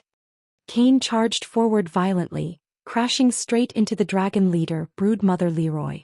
The two huge humanoid creatures crashed into each other like Mars crashing into Earth. This was a clash of strength against strength. This was the purest form of violence between males. The moment the two of them crashed into each other, there was a muffled sound like an earthquake. The next moment both of their feet sank deep into the solid ground. Their muscles swelled and their veins popped. In just a short second they had fought countless rounds. Shifting his center of gravity, turning his hand to capture. In the end, Old Bull's technique was better. With a swift twist of his wrist he grabbed Brood Mother Leroy's neck, and then pushed the dragon leader to the exit of the labyrinth like a bulldozer. Gravel flew everywhere and he pushed the dragon leader to the exit of the labyrinth in one breath. That shorty Magni was even more awesome. Not only did he use Deity's Descent, he seized the opportunity when the 2 adult black dragons were trying to pass through the hole that Varistaz had created and immediately charged over with charge. It had to be said that the Dwarf King's ability to grasp the right timing was impeccable. It should have been 3 giant dragons rushing in one after another into the hall where first boss Razorgar was, but the Dwarf King had let Valistras in, and then moved to block the opening that wasn't too big. A normal powerhouse wouldn't be able to become a door god, but the enlarged Magni was the size of a 1-story house. He used his height and width to block in front of the 2 black dragons. If it was someone else, the 2 black dragons would probably have broken through. But Magni was wielding the famous flaming demon hammer. Breaking through meant that they would have to engage in close combat with Magni. Facing that divine hammer that stood at the pinnacle of the fire element, Firemo and Ebonrock were afraid. They decisively unleashed their dragon's breath at Magni. Who knew? God's Descent was the most impudent move. In this state the Dwarf King was practically immune to magic. In addition to the fire resistance that the flaming demon hammer gave him, before the effect of God's Descent ended, even a god wouldn't be able to burn him easily. The darn shorty was smug. Come on. Continue acting. Do you want to come and fight with me? Magni almost made the lungs of the 2 black dragons explode from anger. But so what? Before Magni's enhanced state ended he was undefeatable. However, everyone's focus was still on the battle between the remaining 8 people and the fallen red dragon. Valistras, the infamous fallen red dragon that had caused countless guilds to disband and left countless players with painful and unforgettable memories, was the key to the entire battle. Ha! Master Howl leaped over with a violent aura, scaring Duque so much that his eyeballs almost popped out of their sockets. Damn, you're a weapon warrior, how can you tank a boss? The next moment, Gavin Rad's sword slashed over, and it was as if a storm had been stirred up.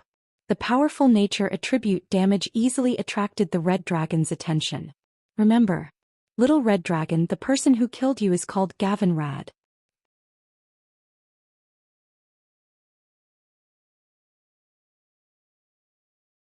Chapter 1201.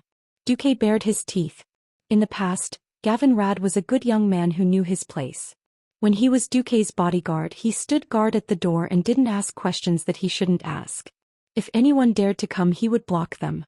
But now that he had a divine artifact sword, the sea, they were all King wild. At least that was what it looked like.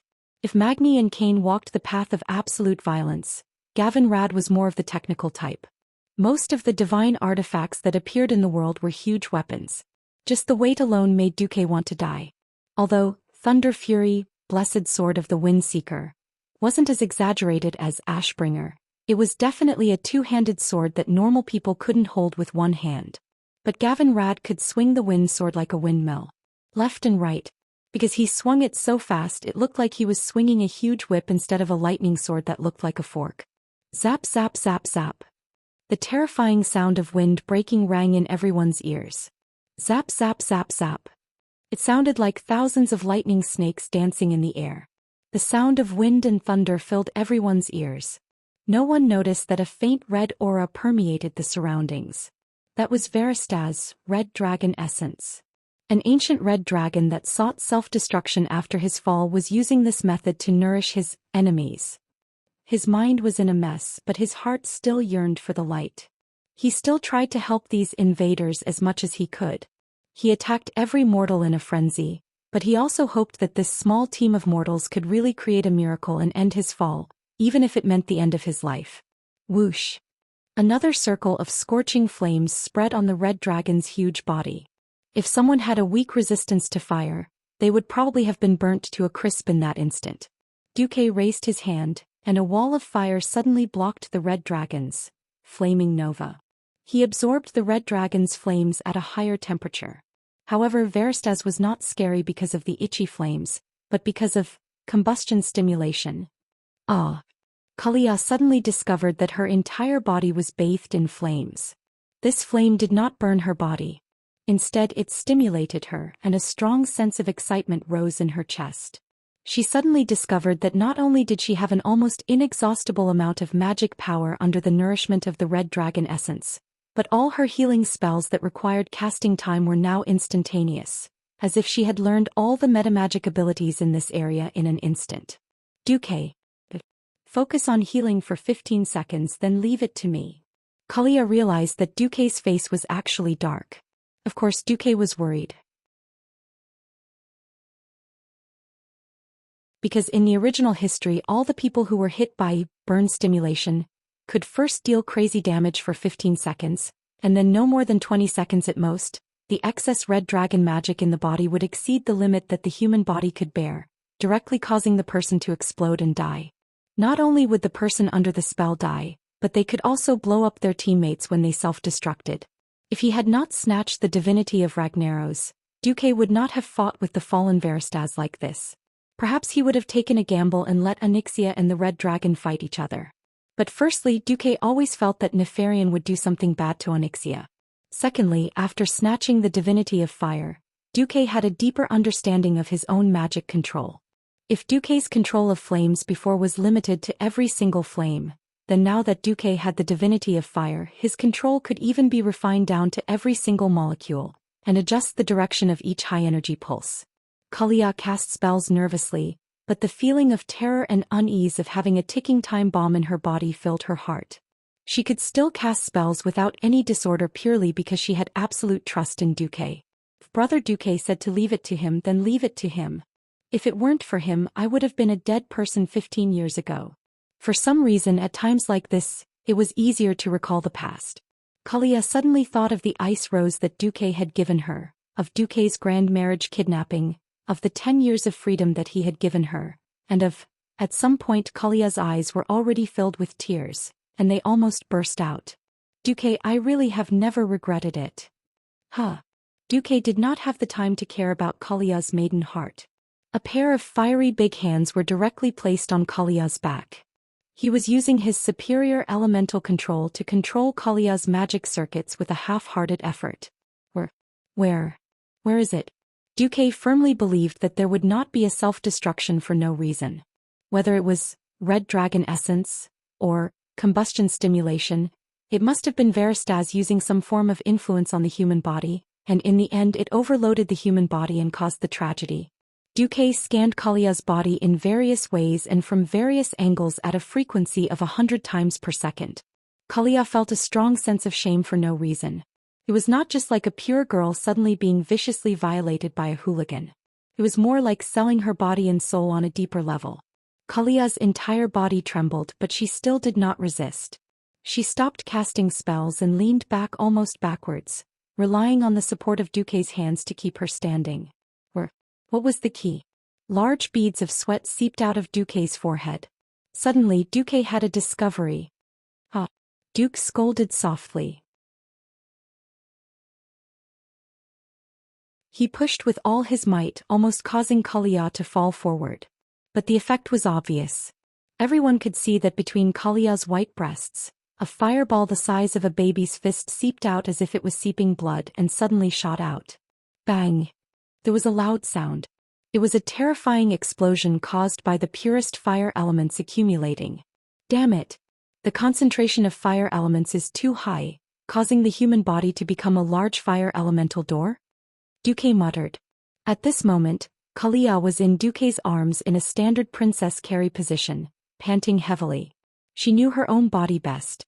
It was obvious that she had been hovering at the gates of hell just now, and it was purely Duque who had pulled her back. Duque, I believe in you, forever. Korea said with a smile. Suddenly Gavin Rad screamed, Boss, I've been hit by that thing too? Do I have to be carried by you in a princess hug to survive? 18 seconds later, Duque kicked Gavin Rad flat on his face, and then a ball of fire jumped out and exploded.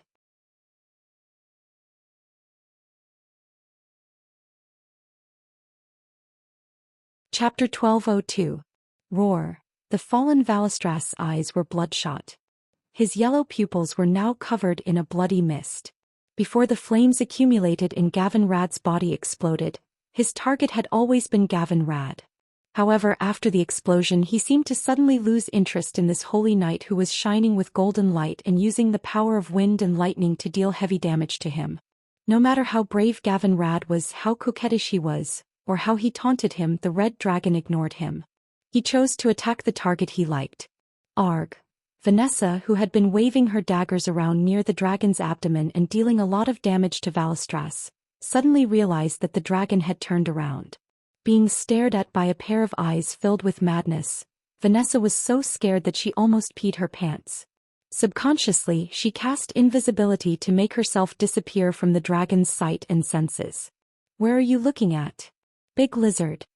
At this critical juncture, Lord Howl stepped forward. Grom leaped high in an unscientific manner. That leap at the cost of burning his fury allowed him to cross a height of 30 meters in an instant and fly straight to the ceiling of the hall. Lord Howl did an unexpected and nimble somersault in the air, allowing himself to stand upside down. His legs pressed against the ceiling like springs, and he used the momentum of falling to the ground to push himself back down. Lord Howl's full-powered attack had the power to kill an abyssal lord. Not to mention, red dragon essence also gave him extraordinary fury energy. Blood Roar's mournful crimson light actually suppressed the radiance of red dragon essence that the red dragon had spread in the air. Boom! The huge impact produced a violent force akin to that of a tactical nuclear bomb. Even the red dragon, whose body had been strengthened by the power of corruption, could not withstand this blow. Arg! Valistras let out a very human-like scream. Everyone could see that there was a bone-deep axe mark on his extended left dragon claw. The tough dragon scales, tough dragon skin, and sturdy dragon flesh were all unable to withstand this attack. Arg! Tyrion Fordring, who had been playing by the rules since the start of the battle, suddenly launched an attack. If Mograine's Ashbringer was a sun that illuminated the entire land and made evil have nowhere to hide, then Tyrion's Ashbringer was like using the best steel on the edge of a blade. Tyrion was already recognized as the #1 person in the Holy Light.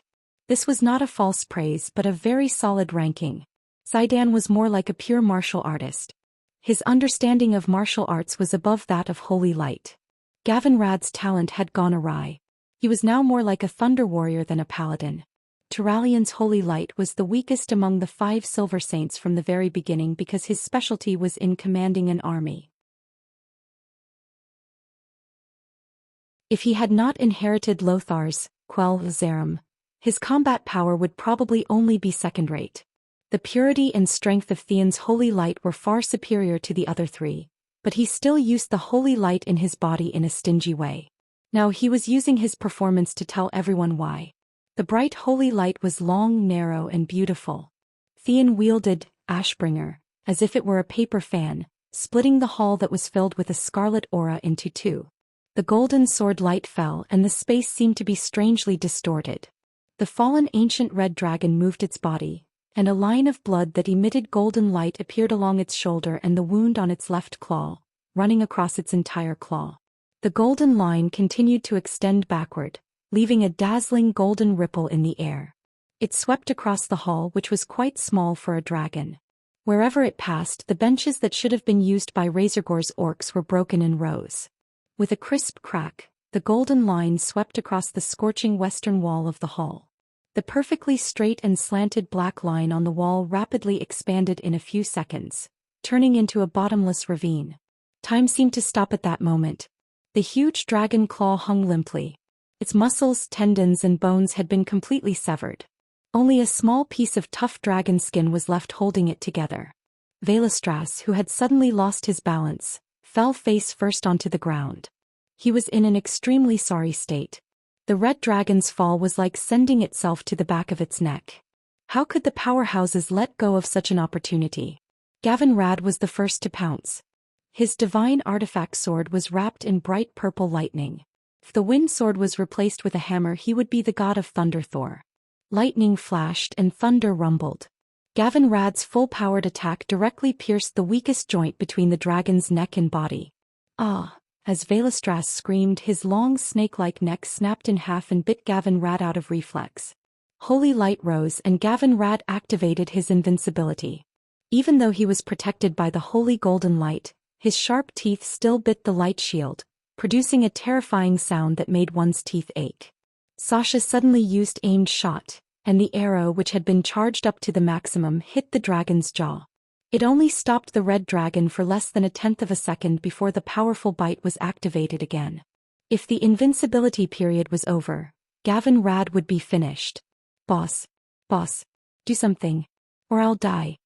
Gavin Rad was so scared that he almost peed his pants. I'm coming. Duque came as soon as he said he would. With a flash, he appeared on the dragon's back.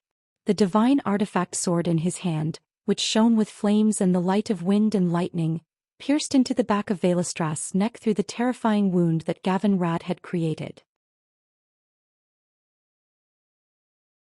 The spiral-like blade avoided the protrusion on the neck and pierced through the gap between 2 vertebrae, stabbing into the red dragon's cervical nerves. Sizzle. A strong electric current traveled along the red dragon's nerves to its entire body. The huge dragon's body immediately convulsed and then it froze. A second later, Duque stood on the dragon's head and pressed down with his magic palm. Sensing that Duque was invading his spiritual world, the red dragon screamed in despair. No. It's too late. My memories have been erased and half of my soul has been destroyed. I'll only be a slave to the Black Dragon King. Give up on me. I don't want to make my sins even worse. There's more than one Nefarian among the so-called Black Dragon Kings. Duque laughed as he raised a 1/5 of platinum high up. This is... Valestras' pupils suddenly constricted as he felt a coercive force coming from above.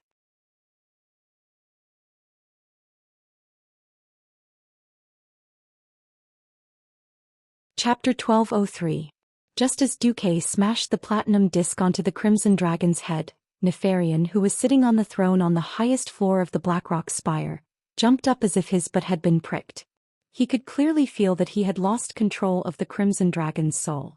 It wasn't because of the Crimson Dragon's death. Instead, it was because an even stronger power had forcefully seized control from him. This was a resounding slap to his face. He knew what was going on. He claimed to be the king of black dragons, the supreme ruler of all black dragons. Now he was defeated by the remaining power of his father. Even if Duque had used a trick, It was still a devastating blow to his confidence and pride. His face turned green and red. His swollen face was filled with gloominess. Suddenly, a seductive and sinister voice barged into Nefarian's mind uninvited. "Hee, seems like you need help?" "No. It's none of your business." "Enzos," Nefarian said firmly, "I remember very clearly that I did not call you. Hee. I'm just here to remind you that Onyxia, whom you view as a sacrifice, isn't in your lair." Enzos sneered. "But Duque is here," Nefarian argued. "Hee. I hope your toy can take care of this legendary human," Enzos said noncommittally. Nefarian's face turned red and his fists trembled. On the other hand, the Crimson Dragon faced an outcome that he had never imagined. Duque had miraculously seized control of him from Nefarian. The violent dark power that had caused him to fall was rapidly dissipating in his body. His power to surpass his own limits was obtained at the cost of burning his life and soul. As the dark power dissipated, what replaced the frenzy and numbness was unimaginable pain in his body, mind, and soul. The sudden and terrifying impact was enough to destroy the rationality of most living beings. As a powerful being who had maintained a certain degree of rationality in the darkest of times, Velastra's willpower was undoubtedly shocking. However, no matter how ambitious he was, he did not dare to imagine that there would be a time when he could escape from the abyss. The dragon's face was filled with shock and confusion. Sensing that the giant dragon under his feet had stopped struggling and convulsing, Duque said loudly, "Relax your will, don't resist, and recognize me as your master. Otherwise, Nefarian will still have a chance to take back your control." Although he did not understand how Duque did it, but with the relationship between Duque and his queen, obeying Duque was 1,000,000 times better than obeying the evil Black Dragon King. Veristaz immediately did as he was told, allowing Duque's will to invade his soul and turn his spiritual world upside down. He could clearly feel the slave imprint that was branded in the deepest part of his soul, filled with shame, being rewritten. It changed from a ferocious black dragon head to a blue whirlwind. It was impossible for him to know that this was Duque's trick. Duque first simulated the authority of the Black Dragon King that was recognized by the world of Azeroth with Neltharian's scales in the dragon's soul, and overrode Nefarian's authority. Then he got Neltharian to transfer the ownership of Veristaz to the owner of the Platinum Disc, which was Duque himself. These layers of tricks were all based on one fact. The arrogant Nefarian had defined the highest authority as the King of the Black Dragons and not Nefarian's name. This was a loophole, and Dooku was the only one in the world who could exploit it. It was not until Duque finished all this in 10 seconds that he heaved a sigh of relief. However, this was not the end because the battle was still going on. Duque turned his head. "Kalia, help old cow. The rest help Magni." Everyone dispersed and went back to their own duties. On the ground, Veristaz seemed to be still in a dream. "I'm free? But... Thank you, Duke Marcus. I'll try my best to go to the Dragonbone Waste myself." Feeling his terrible condition, Veristaz no longer had any hope of survival. The berserk dark energy drained him too much, easily surpassing the limits of what an ancient giant dragon could endure. Although he looked like he had a broken claw and his spine had been pierced by a sword, he was actually an empty shell inside. Under the shiny dragon scales and dragon skin were the remaining dry muscles and flesh that had been overdrawn and squeezed. At this moment he was like a sick dragon that was too old to move. "Heh. Is the despair in your eyes only at this level?" Duque's sarcastic tone made Veristaz uncomfortable. If Duque wasn't the one who pulled him out of the dark abyss, he might have already spat dragon breath at him. Just as he was about to say something, Duque continued, "Sorry, I've seen even deeper and more terrifying despair in the Ancient War." "You participated in the Ancient War." "That's right. You're that Dukong." As an old dragon who had also participated in the cruel Ancient War, Veristaz suddenly became spirited. "No one else can save you. That doesn't mean that I can't save you." Suddenly, an emerald light of life appeared in Duque's hand. "This is..." The red dragon's vertical pupils suddenly constricted. Of course he knew what it was. This was the life blessing of his most respected queen. With it, no matter how serious the injury, even if he was on his last breath, he could still be full of vigor and revive on the spot the next moment. His eyes suddenly revealed an endless desire for survival. but in the next instant he gave up on himself. "No. Don't give me His Majesty's treasure, I don't deserve it. I failed. Not only did I fail to keep an eye on Nefarian, but I even became his minion and slaughtered countless innocent mortals. I'm guilty. Smack. The red dragon was slapped by a huge palm made of arcane energy. Enough. Do you really want to die like this and let the Doomsday Army have another bone dragon to control? Veristaz was frightened by this terrifying future, but he still hesitated. But my soul is damaged and my strength can never return to before. Ignoring the opinion of this kind but strangely stubborn silly dragon, Duque directly pressed the Red Dragon Queen's life blessing into his head.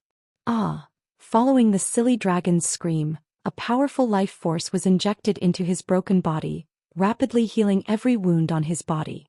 His blood vessels that had been tortured by the violent power, his muscles that were bleeding everywhere, and his heart that was starting to fail. Everything was reactivated by this life force. Enough. Stop calling me. If you really can't find a future for yourself, go be my woman's mount.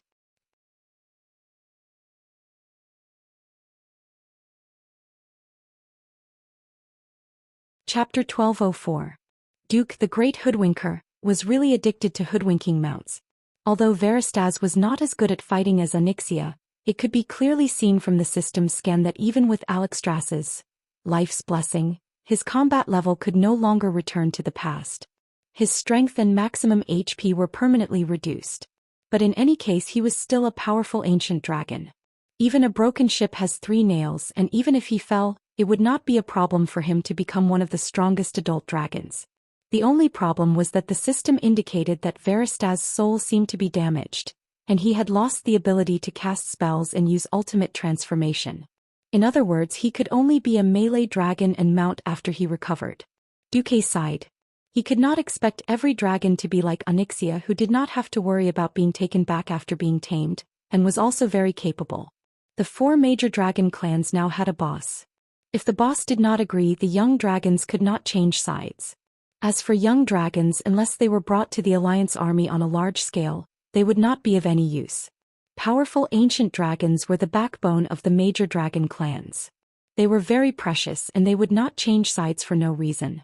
The only ones that Duque could trick were ancient dragons that had been in trouble. Veristaz's first reaction to Duque's shameless proposal to let him be the mount of Duque's woman was that he was dumbfounded. But on second thought, Duque already had Xianxia, who was stronger, and his subordination fell into Duque's hands. Was he going to let him be the second mount? At first, Veristaz was a little disheartened, but he did not know what to do now that he had lost his purpose of being a dragon. He could only nod. Thank you very much for giving me the life's blessing of my queen. I agree with your proposal, but before that I have to go back to the Dragon Slumber Temple and report to Her Majesty. I belong to the Red Dragon Army, and all major matters in the army must be decided by Her Majesty. Duque nodded. Go. You'll only be a burden if you stay here. Say hello to Alexstrasza for me. Veristaz looked at his broken dragon claw that was starting to recover and smiled helplessly. Thank you for your understanding. But I'll just use life blessing for a while. I'll return it to you now. No need. Duque interrupted the red dragon. I was going to give up on this blessing. You're just in time. Duque was telling the truth. Alexstrasza's blessing was good, but it was no longer suitable for the current Duque. After obtaining the divinity of fire and wind, Duque was on the divine path, advancing towards a goal that belonged only to him. Perhaps in the future, Duque would have the characteristics of multiple elements, but Duque knew that it would definitely not include the life element of the nature element. Mages who used fire, ice, arcane spells, and wind and thunder to create destruction were destined to be incompatible with life mages who used healing spells. Transferring the blessing now was purely a favor at little cost. The red dragon hesitated for a moment before finally speaking. Actually, I know of a one-way path out of Blackwing's nest. You go first. Let's deal with Nefarian before we go out. After being reduced to a slave, the red dragon knew very well what kind of terrifying evil existed in Nefarian's nest. Valistaz was convinced of the mortal heroes like Duque who fought to eliminate evil. He no longer tried to persuade Duque. Instead he lowered his head towards Duque and dragged his broken claws and wounded body out like a real cat. After dealing with the red dragon, Duque looked around and found that the situation was much better than he had imagined. Die. Die. Old Bull Kane continued to face Broodmother Lashlayer head-on. The thick totem pole had become even harder than a steel pillar under the blessing of the ancestor's soul. It met Broodmother Lashlayer's blade head-on without flinching. Both sides were originally on the same level of strength, but Old Bull had the blessing of Mount Hygel's equipment. In terms of absolute strength, he actually suppressed Broodmother Lashlayer. It seemed like a collision between Mars and Earth, but Broodmother Lashlayer was usually pushed back more often. After fighting against Archimonde and Ragnaros, Old Bull was even more adept at dealing with large monsters. After Duque gave Kane some pointers, Old Bull actually understood quite a lot. The huge double-headed blade slashed towards Old Bull's head. Old Bull moved the totem pole to the right and even raised the middle of the pole slightly to block the other end of the double-headed blade. Then he used his freed left hand to give Broodmother Lashlayer a ruthless punch. While Duque and the others were dealing with the fallen red dragon, Old Bull had clearly punched Broodmother Lashlayer in return. One of the black wing's horns had been forcefully broken by Old Bull. His right eye was also swollen like a bun. Duque was dumbfounded by this. After thinking about it carefully, he realized that this was indeed the case. In all fairness, Broodmother Lashlayer was not very strong. This guy was just a guard dog that ate the terrain. Without the powerful traps in the hall that he guarded, he was at most a strong elite monster with a bit more HP. If it was just Old Bull alone, he might have had a chance to be exhausted to death because his HP was not strong enough. But with Kalia, things were completely different. Duque looked at Kalia, who was as beautiful as she was in the past. She swayed her graceful figure and waved her staff. She stood at an angle where she could see Kane, but Broodmother Lashlayer could not see her. She healed Kane rhythmically. Duque suddenly felt relieved. He walked over lightly and patted Kalia's butt, causing the Queen of Lordaeron to let out a coquettish cry. Watch Old Bull. I'll leave this third leader to you too. That's right, Kane is thick-skinned. If anything goes wrong, you can abandon Kane and run first. That guy's legs are longer than yours, so he can definitely run faster. Don't get hurt or else I'll take care of you tonight. Duque teased, causing Kalia's face to turn red. Kalia was still young and inexperienced. She was busy healing and did not dare to respond to her lover's teasing. But Old Bull blew his beard and glared. Hey, Duque, you bastard, I heard you. Duque did not even turn his head. If you can't deal with this guy called Broodmother Lashlayer, then it's my loss. He did humph, but Old Bull was elated. He could deal with an enemy leader alone. Seems like Duque thinks highly of me. Duque flashed over and appeared beside Magni, who was blocking the door. It should be said that Magni was indeed the #1 warrior in the alliance. He was thick-skinned to begin with, and with Deity's Descent, which lasted more than 5 minutes, he was like a bug in the game. Unless it was a boss whose level was much higher than his, he could easily single-handedly fight for 8 to 10 minutes without any support. But without Duque around, everyone was fighting in a mess.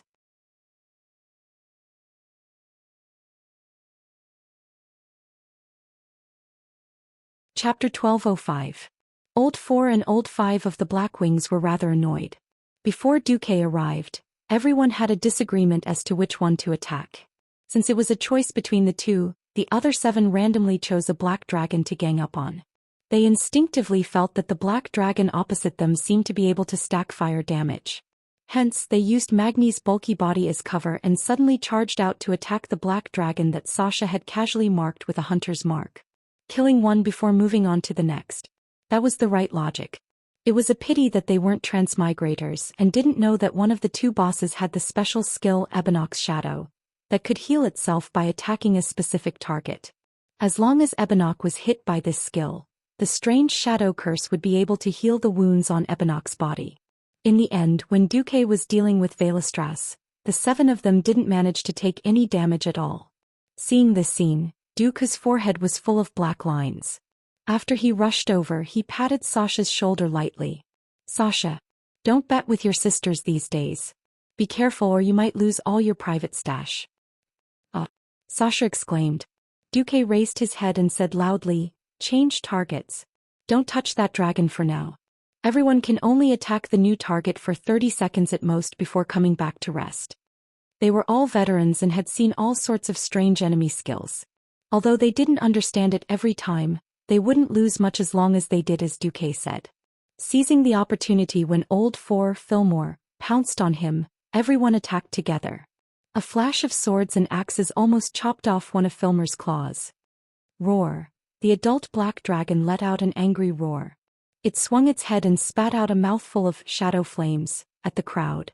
The experts who were already prepared shrunk back and hid behind the hole in the wall. Fillmore dashed towards the hole and was smashed back by Magni's hammer. The entire dragon spun in midair. The hero group against the two black dragons went on for a few rounds. Suddenly, a blood-curdling scream came from behind. Duque turned around and saw Cain, who was covered in blood, leading a dragon head with a broken horn, striding toward him. Even though Cain was taking big strides, Duque realized that Cain was very sneaky. His thick hooves didn't make much sound and he was moving along the wall. The thoughts of experts always coincided with each other. "Shorty, don't be so stubborn the next time he comes," Duque shouted, and Magni immediately understood. As a main tank, Magni's biggest weakness was that he was too small. When he didn't activate Deity's Descent, it was very easy for the boss to rush over and kill the ranged attackers and healers at the back. Deity's Descent consumed a lot of stamina and energy. He could carry it, but it didn't mean that he didn't need to pay a price. Just as he was swinging the Balrog's hammer, Magni caught a glimpse of that sneaky old bull. In the next round, when Fillmore roared and charged at the hole he was guarding, the Shorty King played a vicious trick on this adult black dragon. Fillmore was shocked to find that the large silver shorty that had been blocking the hole and never retreating had suddenly disappeared. No, it didn't disappear but shrink. The previous countless charges ended with the shorty using his warhammer to fight them head-on. Who knew that the shorty would suddenly shrink back? Fillmore instinctively felt that something was wrong. He immediately spread his wings and flapped forward, trying to stop his momentum. Who knew that the moment the shorty shrank back to his original size, a shining paladin would suddenly rush out, waving a huge sword that looked like a sharp fork. Wind. Kiss. A turbulent flow suddenly appeared in the air. The strong tornado seriously interfered with the black dragon's movements, causing its sudden stop in the air to fail. Then a wretched Tauren suddenly jumped out from the hole, its huge and coarse fingers placed on the tip of Fillmore's flapping left wing. "Come on. Play with me on the ground." When Cain said this, there was a murderous look in his eyes. For some reason, Duque sounded like a weird uncle using a lollipop to trick a little girl to see a goldfish. Basically, the Alliance and Horde warriors all knew Titan's grip. The original intention was to allow warriors to wield two-handed weapons. This skill that could greatly increase a warrior's arm strength and grip strength could be learned with hard work. The specific increase depended on the individual's talent and race's talent. Obviously, the Tauren had the most insane increase. Cain was also the most insane among the Taurens. Duque could clearly hear the hollow bones on Fillmore's dragon wings cracking. "Awoo!" Fillmore screamed and struggled with all his might. Being forcefully dragged over made him think of many bad things. Unfortunately, no matter how violent a little girl was, she couldn't withstand the strength of a real weird uncle. The old bull roared and forcefully pulled Fillmore down from the air with a movement similar to a shoulder throw, causing him to fall on the ground in an M shape. It wasn't that he wasn't reserved, it was just that the old bull was too violent. Fillmore, who was on all fours, almost instinctively struggled to get up. Who knew that the old bull would shamelessly raise his hands high up and viciously stab the thick totem pole into Fillmore's mouth that was filled with crisscrossed fangs, all the way to the depths of his throat. "Ooh. Awoo!" Fillmore let out a strange whimper, and the aftermath of the shadow flames flowed out from the corner of his mouth. The scary old bull was unmoved. He forcefully twisted Fillmore's head almost 180 degrees like a fried dough twist, and tried to twist it 360 degrees, as if he wanted to tie a slip knot on Fillmore's neck. Dragons weren't invertebrates. Although their necks were abnormally flexible like snakes in reality because there was a limit to how much each cervical vertebra could rotate, a dragon couldn't truly twist its neck 360 degrees. Forcefully twisting it would only result in the cervical vertebra breaking and the trachea twisting. Fillmore desperately tried to turn his body around, using his huge body to resist the twisting of his neck. At the same time he tried to extend his dragon claws, trying to grab Kane who was holding his neck. In the end he couldn't reach it. Originally he shouldn't have lost to a Tauren in terms of strength. For some reason the moment he passed through the hole, there seemed to be some mysterious power that greatly weakened him. Fillmore thought that it was an illusion, until he slashed at Ebonok and tried to use the shadow flames to save him. In the end that damn dwarf became bigger again and jumped onto his body to be beaten up. Only then did he realize that something was really wrong.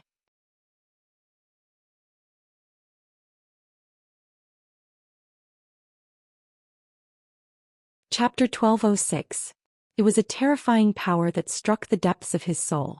Just like how ordinary creatures would tremble in the face of the terrifying firebird of a dragon, Fillmore could not resist the ruling will of the Black Dragon King. No. This willpower was even more terrifying than that of the current Black Dragon King, Nefarian.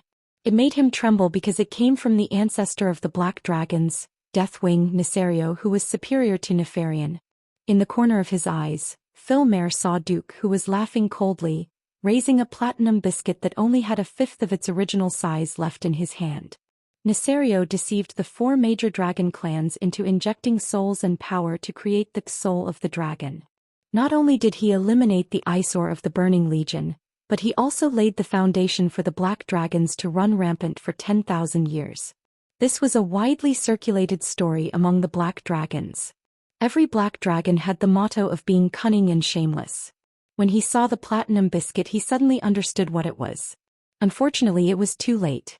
With the totem pole stuck in his throat he could not even speak. No. What? Ebonrock exclaimed. Duque did not do anything. He just lightly activated the power of the Wrath of the Dragon. This was already the cruelest killing blow for the 2 adult Black Dragons who had just been extremely arrogant. Wrath of the Dragon, Special Effect 3, Black Dragon Torture. As Nesario is the king of the Black Dragons, he is the ancestor of all Black Dragons.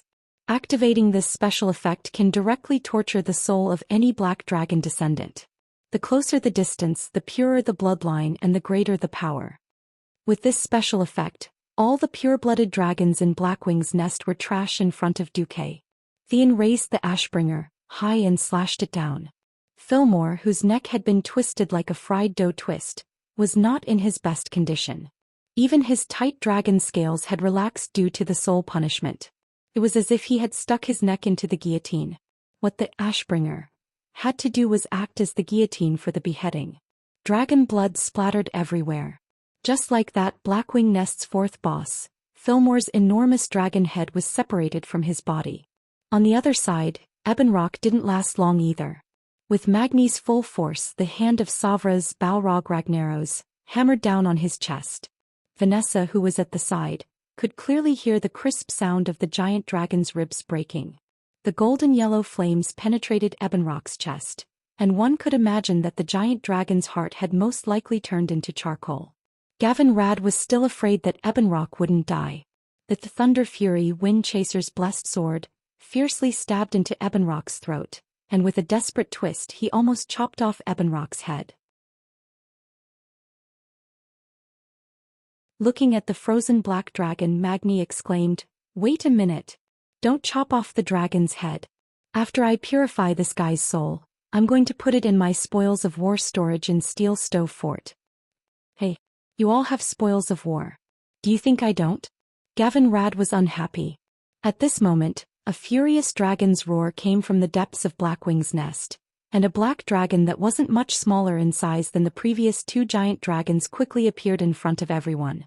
The 6th boss, Flammel, was a black dragon that didn't have any special skills other than knowing the Princeps's fury.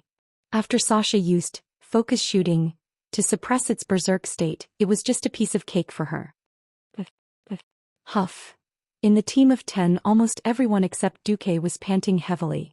It was very tiring, very tough, but also very happy. The result of the endless battles was that 6 of the 8 bosses of Blackwing's nest had been taken care of. The red dragon had been saved and the rest were all lying dead in front of them. Gavin Rad stabbed the sharp tip of the wind sword into the ground, and like a sharp weapon stabbing into tofu, half of the sword's edge sank into the ground. Then he used it as a support and his entire back passed over. The lightning that lingered on the wind sword seemed to be a beneficial supplement to the magic in Gavin Rat's body. Anything else? So come at me as well. Don't wait until I fall asleep from exhaustion before someone comes to touch me. I can't take that, Gavin Rat complained. Duque shook his head and smiled. In Blackwing's nest there aren't many existences that can threaten us. If the information Onyxia gave me is correct, there's only one big dog left, Chromagus and Nefarian. That's good. Old Cow laid on the ground with his arms and legs spread out. He didn't have Magni's, deity's descent. Although his injuries could be healed by the stimulation of holy light, he couldn't replenish the blood that he had lost in a short period of time. After lying down for a while he sat up, took out the food from his spatial bag and started eating and drinking. This was a sunken area without a door beside the hall where Veristas had been, but it had a good view, so it was used as a temporary resting place. Duque turned around. Then you're the least exhausted here. You'll be on duty for the first half of the night. Duque didn't have to worry about the Empress Dowager. Seeing him nod, Duque didn't say anything else. Vanessa, you'll be on duty for the second half of the night. Boo-hoo. Poor maidservant, you're destined to work hard. Duque ignored the maidservant's complaints and focused on collecting things. Not only did he collect the spoils of war left behind by the 6 bosses, but he also collected the hourglasses, dropped by the minions. While Duque's small team was resting, Nefarian, who was in the hall at the top of the Blackrock Spire, was already restless. If Duque had gathered all the strong people in the world and attacked Blackwing's nest with all their might, then Nefarian might have sat on his throne with a playful attitude and waited for Duque's challenge. Duque had cheated. Of the 6 leaders, Duque used Dragon Soul Fragment against Razorgore at the start, but he didn't use it against the other 5 leaders. Of course, in the eyes of the other dragons, this was the wrath of the dragon that the 4 major dragon races had towards the black dragons. 3 adult black dragons that were almost as powerful as the ancient dragons and a rather powerful dragon beast had been beaten to death by a mere 10 mortals. They hadn't even been able to use 40% of their strength. Nefarian had tricked the 4 major dragon races back then. Now the tables had turned. The 4 major dragon races were now tricking the black dragons. Nefarian's heart skipped a beat. Duque had probably used this when he subdued his sister Onyxia. This meant that even though he was the self-proclaimed king of the black dragons, he couldn't escape from Duque. In other words, as long as Duque could stand in front of him, his dream of becoming a dragon king would be over. Either he surrendered in humiliation and became a mount, or he would die in the Blackrock Spire without even using half of his strength. Escape? This option didn't exist for a proud king. Nefarian's face was livid. Just then, the sly and sinister voice that he was very familiar with appeared in his mind again.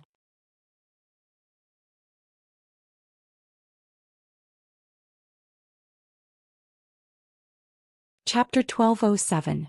After Duque and the rest rested, they quickly advanced into Blackwing's nest. A brainless Blackwing goblin technician? One hit from the Firelord hammer. A tall dragon charging over with 2 swords? First use Ashbringer to cut off its legs, then use the Firelord hammer to hammer it to death. A large group of black dragon whelps flying over? The wind sword directly activated its special effect, causing a tornado that dragged the whelps to the ground. Finally the gangsters swarmed over. A lot of dragon scales and dragon skin. The more they advanced, the more uneasy Duque felt. This was too abnormal. If it was another enemy, perhaps Duque would think that the other party was shivering under the bed in the deepest part of the nest. It was Nefarian, the Chinibu geek. In Duque's imagination, after Nefarian found out about the existence of Wrath of the Dragon, he would send his minions to attack the 10 of them at all costs to buy time. Nefarian did not make any additional arrangements. All of his defenses were the same as the Blackwing's nest that Duque had seen countless times. There must be a reason for this abnormality. Duque did not advance at high speed. Instead, he slowed down. Until the place where Chromagus, who was supposed to be the 7th, was gone? 3 natures of the door god, time and ignite. This phrase was regarded as a nightmarish legend among the players in the past, and it described how disgusting this place was. The dragon of the nature element, in addition to the disgusting time-lapse skill of level 7, had left a deep impression on Duque. If they did not get wiped out 8 or 10 times, they would not be able to say that they had conquered Blackwing's nest. Now that the most disgusting boss in the entire Blackwing's nest besides Nefarian and the little red dragon had disappeared for no reason, it was impossible for Duque not to be alarmed. Most likely that boastful black dragon is afraid of us dragon slayers. Cain patted his chest and laughed. His laughter resonated with everyone. Powerful prey was always a man's most boastful achievement. Even a holy knight like Gavin Rad, who was supposed to be humble in theory, couldn't help but chop off a dragon's head and stuff it into his dimensional bag, much less the 2 chiefs and Magni. The team was brimming with an atmosphere of overconfidence. Duque was keenly aware of this and tried to dissuade everyone, but all he got was a verbal warning to be careful. Cain carried the totem pole and walked in front, while Grom tied his blood howl to his back. As the rear guard, Gavin Rad carried his wind sword and whistled frivolously as he followed them. Wrath of the Colossal Dragon was a great counter to the Black Dragon race. It was so big that the heroes were a little off guard. If this was in an anime, it would be a death flag. Duque said something that no one else understood.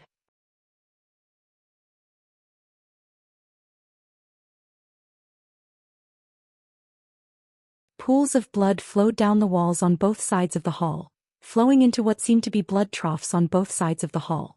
Was that caused by Nefarian's power?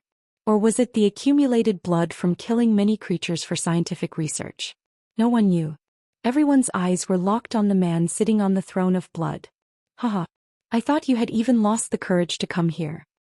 The bearded man held his chin and spoke in a seemingly provocative but calm tone.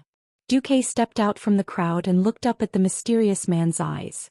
Should I call you Victor Nefarios? Or Nefarian? The man smiled. The name I use when I'm in human form is just a code. I still hope that you can call me Nefarian. The real king of the Black Dragons, Nefarian of the Apocalypse. Duque's heart almost stopped beating at this moment. Although Duque already had a hunch after seeing the previous scene, who knew that after hearing it from the other party, the shock still set off a storm in Duque's heart. Duque only wanted to say that he bought a watch last year.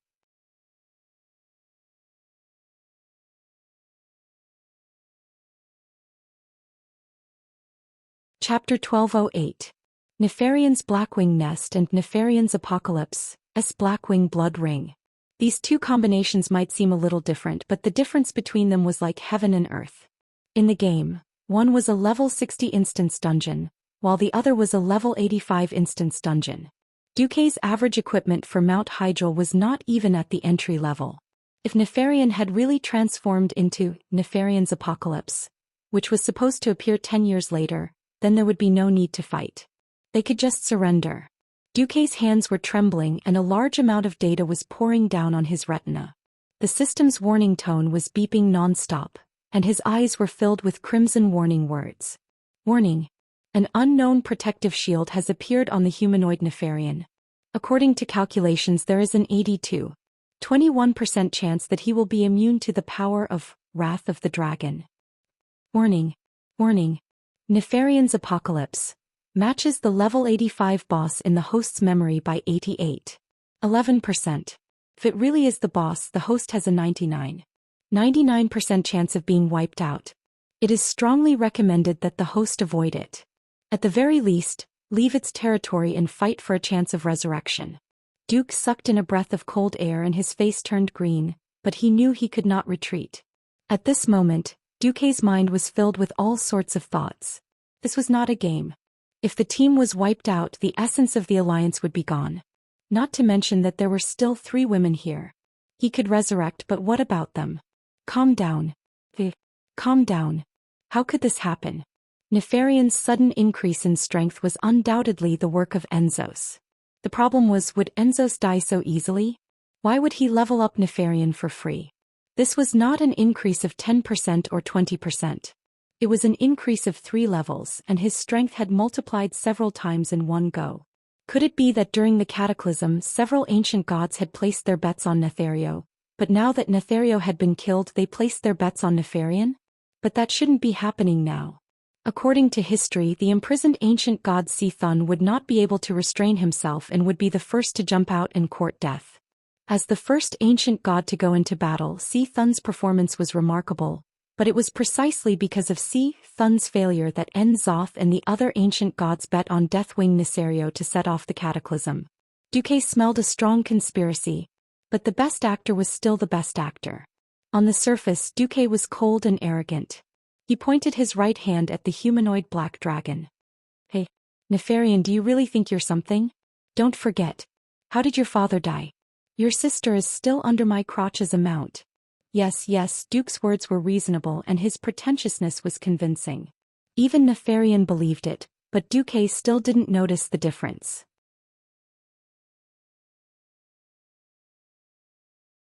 What he didn't know was that Duque had stretched out 2 fingers. The pupils of Duque's comrades suddenly shrank. Pointing a finger at the enemy was a signal they had agreed upon before entering Blackwing's nest. If only one finger was raised, then he would directly attack him without any discussion, and he could do whatever he wanted. If the index and middle fingers were pointed together, then it would be a big deal. It meant that Duque estimated that the opponent's strength was far greater than his own, and he needed to use a big move to stall for time. Unconsciously, everyone tightened their grip on the weapons in their hands. Nefarian suddenly became interested. If it was the him from before, he would probably be feeling guilty now. But now, he decided to play a trick on this human who had brought continuous disasters and failures to the Black Dragon race. He hated Alexstrasza and the 4 colored dragons of the Sleeping Dragon Temple. He also hated Duke Marcus, who played a dishonorable but incomparably important role in the 2 ambushes. Directly capturing Duque and forcing Duque to call his sister was too easy for Duque. Haha. Interesting. I'll let you have a good taste of what despair is. Nefarian slapped the armrest of the throne. Suddenly, a huge iron gate fell on the gate that Duque and the others came from, blocking their way out. What a good way to close the gate and release the dogs. As Duque expected, from the 2 doors that suddenly opened on the left and right, a large group of dragon beasts suddenly rushed out of the darkness. There were only 2 colors, red and blue. Duque's eyes immediately narrowed into a line. Leave it to me. Duque's words made everyone who was ready to go forward stop in their tracks. Humph. Duque snorted coldly, and the magic circuit in his body was activated to the extreme in an instant. He did not know how long it had been since he had seen Duque attack like this. Even when he was beating up Ragnaros, Duque only concentrated his magic and carried out a torrent of firepower in stages. There were 256 hands of magic on each side, and what they set off was a magic storm that seemed to divide the world into 2 halves. The left side was ice and the right side was fire. The icicles, as thick as a human arm, easily pierced through the bodies of the red dragon beasts and sent them flying. They cut off their limbs in midair and even froze their bodies and splattered flesh in midair before they fell to the ground. The fireball, the size of a water tank, easily blew up the bodies of the blue dragon beasts, turning them into charcoal. They did not even rush out a few steps before they exploded in midair, and their charred limbs dissipated with the wind. The number of people who came out, the number of people who died. Duque raised his chin slightly, and with a look of contempt on his face, he hooked his finger at Nefarian. Come down. Why don't you let us wait for you for a year and a half, and let you make more new toys before coming down? Gotcha. Nefarian lost his composure and easily crushed the golden armrests on both sides of his throne. He suddenly stood up. Duke Marcus, you will regret provoking me. Under the gaze of all the strong people, Nefarian's human body began to rapidly expand. From a 2-meter-tall human, he suddenly became a terrifying dragon with a body length of more than 50 meters. Everything was within everyone's expectations. After all, they were supposed to fight the Black Dragon King. Wait. This color? Boss, are you sure he's Onyxia's brother? Gavin Rad asked softly. Duque's pupils suddenly shrank. The scene in front of him made Duque feel extremely strange. If this was the original Nefarian, then he would undoubtedly be a standard black dragon. Black scales, white horns with a yellowish hue, orange-red lines between the scales, and a string of yellow barbs along his spine. Now the overall color of Nefarian in everyone's eyes was slightly strange. Not only were his scales purple, but there was also a faint aura of death, giving off the feeling that he was a little like an undead but also a little different. This was because from his mouth, there was still the fishy smell of a living creature. What the hell is going on? At this moment, the system sent new data to Duque's retinas.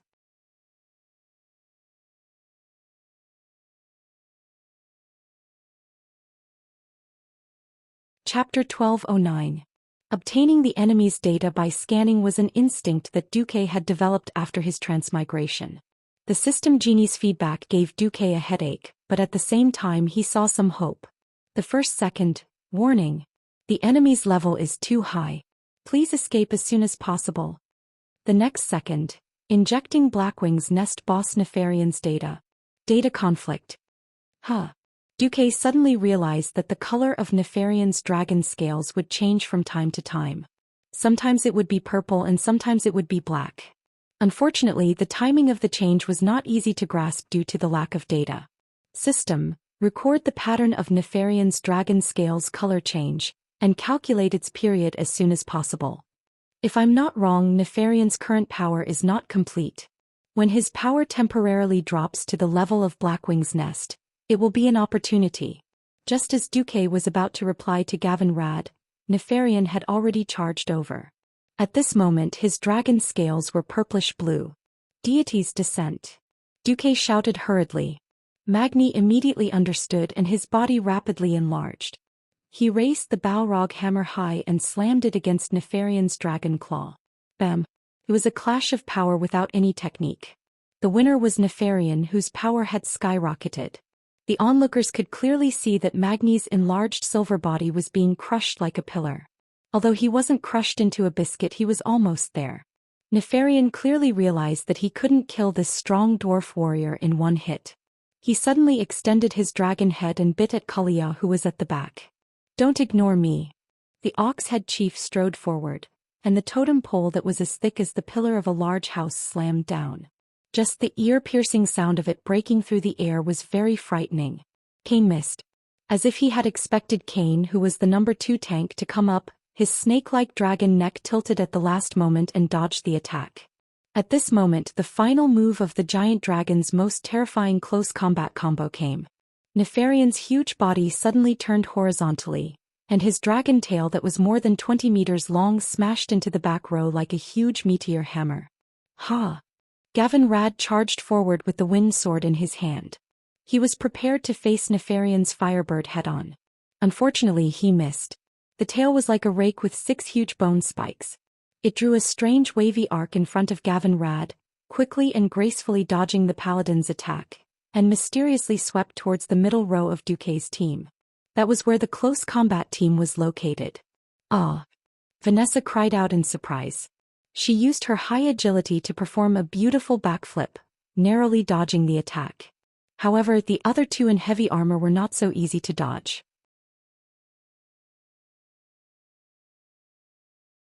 Theon brandished Ashbringer, and a long, thin beam of holy light shot towards the dragon's tail. Nefarian chose to take it head-on, but at the last moment he smashed his tail towards Grom. Grom leapt into the air. No one had foreseen that something unexpected would happen. Suddenly, Grom's entire body froze in the air, as if he was a picture that had been captured by a camera. His posture as he leapt, his mouth opened so wide that his fangs could be seen, and his bulging muscles. Everything stopped. Duque suddenly reacted and yelled, "Hourglass! Hourglass? What hourglass?" Grom froze for half a second before he reacted. This was the deal he had with Ol-7. Only Ol-7's big dog, Chromagus, could make someone suddenly freeze in the air. Caught off guard, and because he was not mentally prepared, Grom threw the hourglass that could get him out of trouble into the deepest part of his bag. Suddenly, 2 huge hands of magic appeared beside him, trying to drag him to the side. Unfortunately, it was too late. Nefarian had already bitten him. Arg! Blood splattered everywhere. Under everyone's gaze, Nefarian succeeded in his forceful attack and bit off a small part of Grom's body. Lord Howl's entire left arm, left shoulder, and a part of his left chest were all bitten off. His companions could even see Lord Howl's still-moving lungs through the bloody wounds. Grom screamed in agony as he fell from the sky, forming a stark contrast with Nefarian's ferocious eyes. In the first round, one of Duque's main forces had lost the ability to fight. Save him! Almost at the same time as Duque's scream, several holy flashes and rapid healing spells were cast. However, unless it was a holy knight who sacrificed all his mana and energy to cast holy healing, the healing effect of holy light on large body parts was rather limited. Not to mention, Duque could already see that a large part of Grom's soul had been devoured in that instant. The loss of the soul was the most terrifying. Without the soul as a foundation, the body would not treat the missing part as a part of the body. This meant that even if Grom had the regenerative ability of a troll, he would not be able to regrow his left arm. What happened next confirmed Duque's judgment. Even with several beams of holy light, everyone was shocked to see that only the left part of Grom's chest had begun to heal, and there were no signs of a new limb growing out. Grom rolled on the ground in pain, but he was extremely stubborn. Even when he bit his lips until they were full of blood, he did not let out a single scream. Nefarian actually retreated after his successful attack. He flapped his wings, instantly stirring up a gust of wind, and his entire dragon flew into the air. Duque noticed that Nefarian's dragon scales had turned black, and the veins between the scales had turned red again. Not only Nefarian but even Chromagus, who was supposed to be a powerhouse in close combat, seemed to be terrified. He hid far away in a corner of the blood hall, while a large group of dragons swarmed over. They wanted to use their own blood and lives to exchange for precious time for their boss to catch his breath. Shameless. Sasha fired again and again. Duque and Wuxia also kept firing. Unfortunately, they first had to deal with the army of dragons that were madly charging at them. Only then could they shoot the extra attacks at Nefarian, who was moving around in the air. The result was that the damage dealt to Nefarian was too low. Gavin, Rad and Tyrion tried to use their divine artifacts to attack from afar, but the effect was not good. Nefarian just kept moving around, focusing on dodging the attacks from the divine artifacts while taking on the rest. Everyone's pupils suddenly shrank. Their own weakness had been found out, which was that they had too many melee professionals and too few ranged attackers. About a minute later, Nefarian's dragon scales turned purple again. It was the triple dragon combo and doggies. Time elapse. Again. This time, Gavin Rad's Mount Hygel level plate armor was completely destroyed.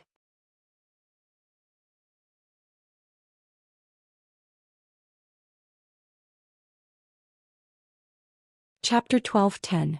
In this day and age, paladin heroes were all capable of fighting, tanking and healing. Although Gavin Rad was one of the weakest of the 5 Silver Sages, his equipment could be said to be extravagant. He would definitely have a share of paladin equipment in every battle. Along the way, he had accumulated a wealth of battle experience. Even so, he still fell into Nefarian's trap. Nefarian's attack and defense attributes were greatly increased in the purple scale state. Coupled with Chromagus' most powerful and disgusting skill, time lapse, there was no way to defeat Nefarian. If Gavin Rad had not cast the Divine Shield spell that granted him 12 seconds of invincibility, Gavin Rad would have been a corpse. Only half of Gavin Rad's armor remained. There were 3 deep scratches on the back half of his armor, and even his undershirt could be seen. In a fit of rage, Gavin Rad tore off his wobbly breastplate. He now had gauntlets, leg guards, pauldrons and a belt but no armor. It looked ridiculous. "Boss!" Gavin Rad shouted. Duque frowned deeply. Suddenly he made a decision. Everyone focus fire on Chromagus. Nefarian could fly, but he couldn't let this 2-headed molten hound do the same, right? However, killing Chromagus was not an easy task. Without Nefarian, Chromagus, who looked like a molten hound, could only die with a grievance in front of Duke and his men who were prepared for it. However, there was a black dragon king in the sky that was even more powerful than Nefarian. Without enough restraint, if Nefarian were to charge at them, they would still be wiped out. But Grom. Tyrion wanted to say something but stopped. If they attacked with all their might, it would be impossible to maintain the current all-around defensive formation. Then, the injured in the formation would definitely be exposed. "Don't worry about me. There are no orcs in the horde who are afraid of death." Grom gripped Bloodhowl tightly in his right hand and stood up. He was old. He was injured. He was no longer the horde's god of war that his enemies feared. But his courage, his bravery, made it impossible for the bystanders not to be moved. A general dying in battle. A warrior dying in battle. Perhaps this was the best ending for a brave orc who had fought for his entire life. "Alright." Cain let out a loud cheer. He smashed away a few dragons with his staff to clear a path for them. "You guys go. Leave the rear guard to me and Sasha." With that, Duque actually hugged Sasha from behind. Suddenly, having Duque's abdomen pressed against her perky butt, Sasha panicked. Even though they had been husband and wife for so many years on the battlefield, at a time like this, Sasha was very embarrassed. Idiot, don't think too much. Duque spat at Sasha. The next moment, Duque's left hand held onto Sasha's left hand, and his right hand held onto her right arm.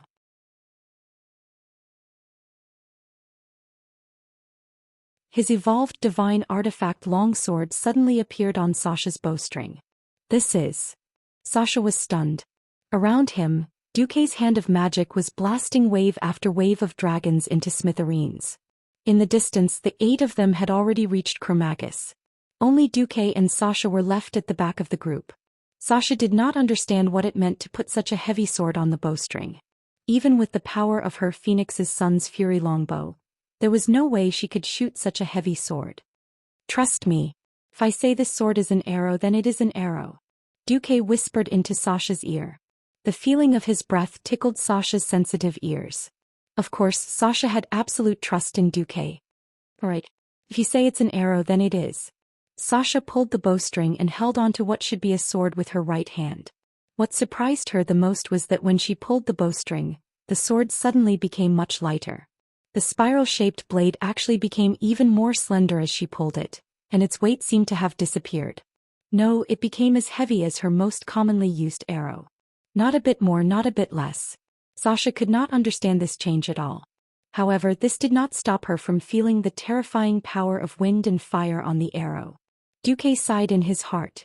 Damn it, he suddenly understood why his personal divine weapon was called Duque's Integrity. The system wrote, Host, you have activated the mysterious effect X of the artifact, Duke's moral integrity. You can duplicate your artifact infinitely and change its form. However, in order for it to have power, you need to inject a special power into it, such as the fire element with divinity, the wind element, or the magic element with your will. Warning. After injecting the host's humanity will decrease accordingly. If the target resists the host's power or will, the host has an 80% chance of retrieving the host's humanity from the atmosphere. Feelings were meant to throw away one's moral integrity. At this moment, Duque was crying in his heart. Sasha, aim and shoot. I'll make the arrow. Okay. The valiant and heroic female ranger hero had no idea what kind of price she had to pay for every arrow she shot out for the sake of her lover. She only knew that she had to do her job well. In terms of long-range attacks, Sasha was much more talented than the few close combat veterans. Her ability to predict was godlike. She could predict how Nefarian would fly, what dodges he would make, and even whether there was a chance for him to stop in the air. Previously, she could not threaten Nefarian because her attack power was too low. Now, with Duque's infinitely duplicated spiral-shaped arrows, she became the most terrifying cannon in an instant.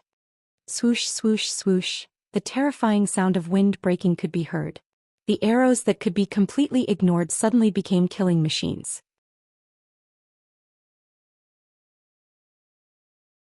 Before this, no matter how tricky Sasha's arrows were, as long as they were not direct shots, they would not be able to penetrate Nefarian's dragon scales. At most, they would pierce the dragon's skin but not its muscles. But now it was completely different. Attacks that contained some divinity were Nefarian's greatest weakness. At the end of the day, the power that he had now was only forcefully stimulated by Enzo's dark divinity. If Nefarian's divinity was strong enough, he could use it to defend against this interference. However, although he was born as a demigod, he did not know how to use this power. In the end, it was Duque's divinity that interfered with Enzo's divinity, causing his body to become even more unstable. Arg. Nefarian was furious. Contrary to his usual behavior, he switched to attacking Duque first. In the end, Duque opened more than 10 teleportation portals in the narrow space, and brought Sasha through these portals.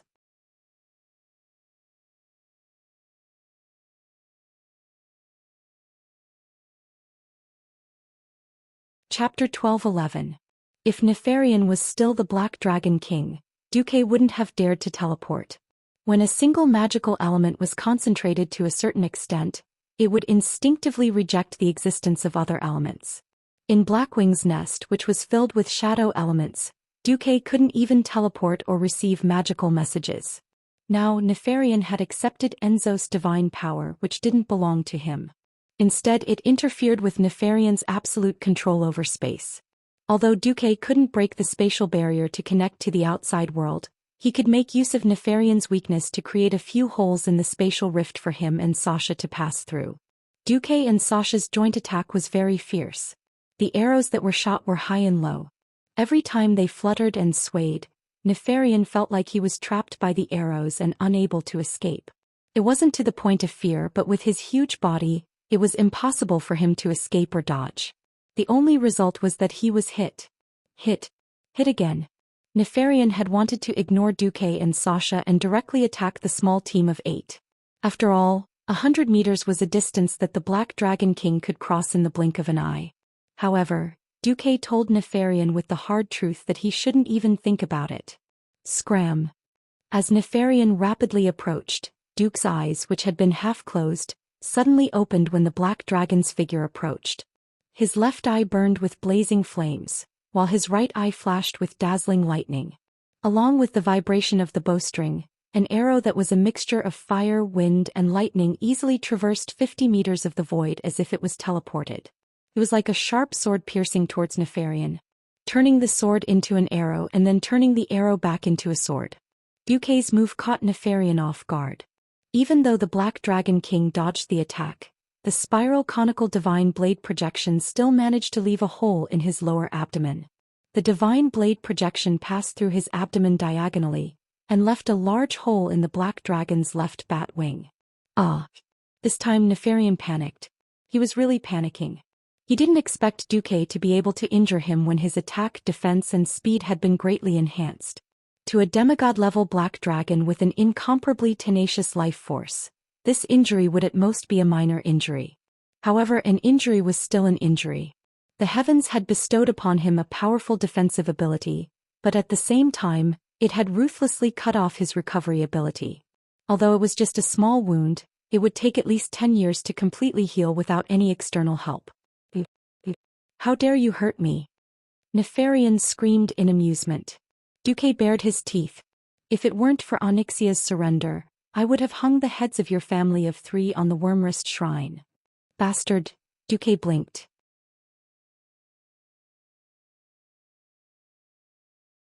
Should he say? Did the Black Dragon clan walk the path of nobility? How could they scold others so elegantly? Back and forth it was just the same few sentences. It really couldn't compare to the national quintessence of the Celestial Empire. He would spit out 18 words for 3 seconds at a time and there were no repetitions. Cough cough. Speaking of which, Duque's side had effectively restrained Nefarian, and he had also surrounded the various dragon beasts. The morale of the small team of 8 was immediately boosted. Especially Lord Howl. In order to prove that he wasn't an injured person, not a burden, Lord Howl was practically hacking at the big dog Chromagus with all his might. If it weren't for Duque giving Lord Howl an illusion, making the big dog look like there were 2 Magunis holding axes and looking at it, and also not helping Lord Howl change into an illusion, the big dog would probably have made Lord Howl its primary target and chased him all over the street. At this time, Duque's strength and all-roundness were on full display. A large number of illusions ran all over the street, and each illusion had a certain amount of magical energy and even holy light.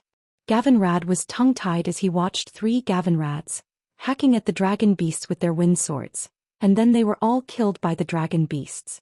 Hey, I'm not that weak. Shut up. Do you want all the monsters to know that this is your real body and then cut your ass off? Duque's angry scolding shut Gavin Rad up on the spot.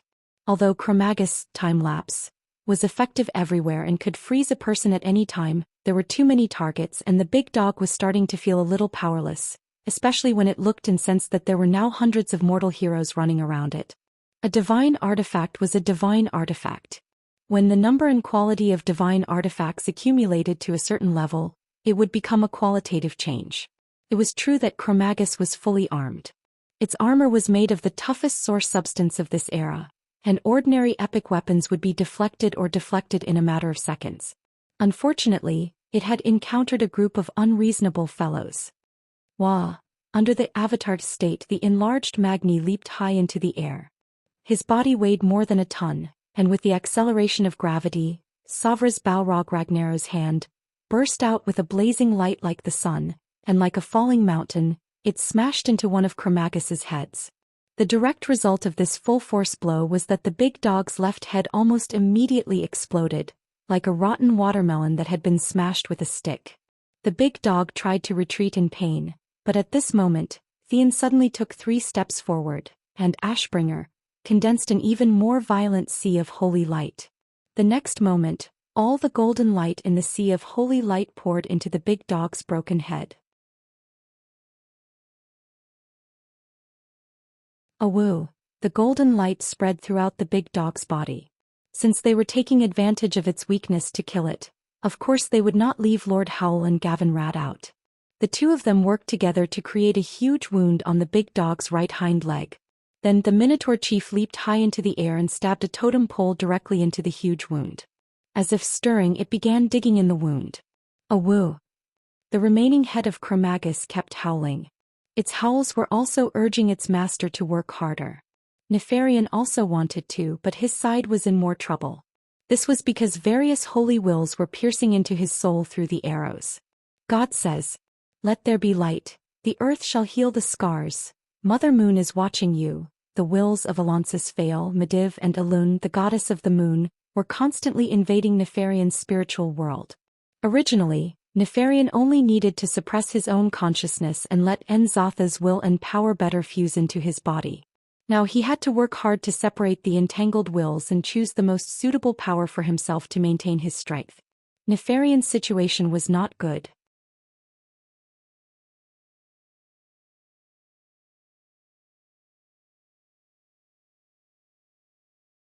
Chapter 12:12. Of course, Duque wasn't much better off. "Hey, are you done? I can't hold on much longer." Duque shouted with the whisper of the wind. "What's going on? I don't feel your magic power dropping." Theon said in surprise. "No, Duque, there's definitely something wrong," Sasha shouted. With Duque's godly sword poking her from behind, Sasha's body felt a little weak. Duque didn't know how to explain it. Now every time Sasha knocked an arrow and shot, Sasha was having a good time. It was tough on Duque. Moral integrity. Throw it out. Pick it up. Throw it out again. Pick it up again. Throw it out. Huh? Do I have moral integrity? Nefarian, who had been injected with a large amount of goodwill, began to doubt his life. Wasn't Duque also doubting his life? The system kept warning. Warning. Warning. The host's moral integrity has fallen to a critical level. Please do not use Duque's moral integrity again, or else you might trigger the descent of the 7 deadly sins. Fortunately, after so long, Duque's willpower had improved greatly. Kalia also realized that something was wrong and hurried over to inject holy light into Duque's mind. "Look into my eyes. Think of the happy times we had together." Kalia gazed at Duque with her clear and pure eyes. Who knew? Duque put on a fake smile. His crooked eyes made it obvious that he was thinking of the wrong thing. Ah! Duque suddenly realized that his left and right waist had been attacked at the same time. It was Sasha and Kalia. He felt pain and then his mind fell into a trance again. In the distance, Nefarian fell head first, struggling and rolling on the ground. This was because what Duque had shot into the black dragon's body was not only the will of the 3 good ones, but also a prophetic dream. In the dream world, Nefarian was harvested again and again. Not only in Blackwing's nest, but also in Blackwing's blood ring, he was also defeated again and again. The dragon head was put on display in Stormwind City, Steelforge, Dalajan, and Lordaeron. The sorrow of being whipped after death and the despair of his soul falling into the abyss filled Nefarian's heart. Now that Nefarian and Duque had both fallen into mental confusion, the strongest fighters on both sides were temporarily eliminated from the battle. Originally, Magni and the others were prepared to lose the cover of Duque's magic. However, the hand of magic in the air continued to fire, accurately and effectively eliminating the dragons that were rushing out. Duque's multicasting mechanism is different from ordinary wizards. Perhaps this is why he is a Breaking Dawn wizard of all elements, while we are still unable to break through our own limits, Elugia explained. Forget it. Don't worry about it. Kill the big dog first. The macho men attacked with all their might. The dazzling special effects of their weapons flashed with terrifying light. Go, Magni took the lead. He raised his Balrog hammer and began to charge at high speed. This time he aimed at the big dog's remaining head. A woo! Chromagus used his skill to ignite Magni. Unfortunately, under the effect of deity's descent, the dwarf king's skin was as thick as a city wall. No matter how much the flames on his body crackled, they did not do much damage to him. The big dog saw the flaming hammer rapidly expanding in its sight. It instinctively shrank back, but it was too big and too slow. The tauren beside it ruthlessly smacked its totem pole. This made the big dog's head feel as if it had delivered itself to the door and installed the Balrog hammer on it. The flames of the Balrog hammer, the lightning of the wind sword, the golden flames of the Ashbringer, the radiance of the blood howl. Finally, while Duque and Nefarian were down, the group eliminated all of Nefarian's fighters in one go. Come on! Slay the dragon! Gavin Rad yelled as he activated the Dragon Slayer enchantment on his sword. This enchantment specifically targeted dragons could significantly increase the damage dealt to Nefarian. Just as the others were about to charge at Nefarian, an evil will descended upon them. Hee hee. Enzatha's cold laughter and low voice haunted everyone's mind like a nightmare, making them dizzy. Humble, honest, compassionate, brave, just. When faced with a test of willpower, the Holy Knights were always the first to pass the test.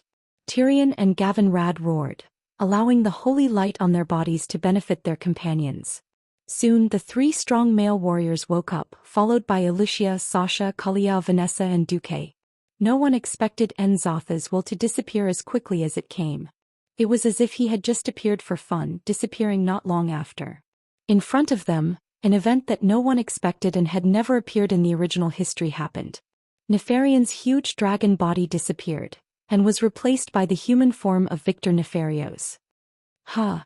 At this moment, Duque was dumbfounded.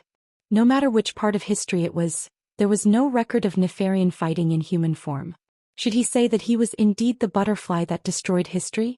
Nefarian, no, he should be called Victor now. However, Duque still preferred to call him Nefarian. Nifa took out a huge two-handed sword from the void. It was a sword with two dark red dragon heads as the handle, and a strange dark red trapezoidal blade as the body. Duque would recognize it even if he turned into ashes. Ashkandi, Sword of the Brotherhood. Back in the game, countless players fought over this eye-catching two-handed sword.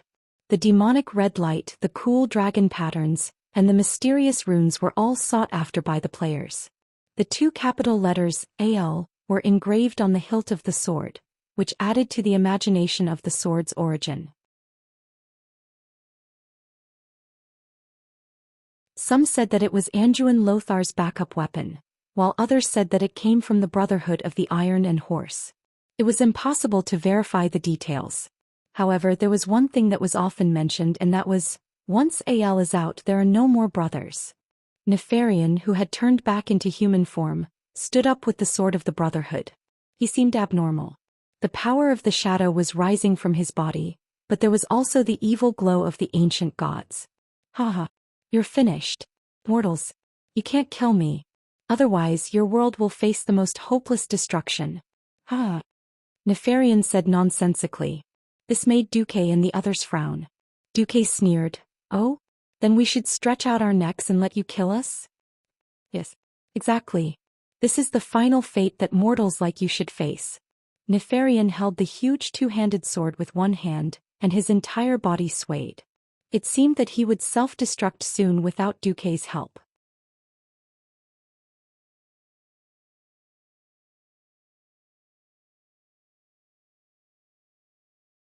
Chapter 12-13.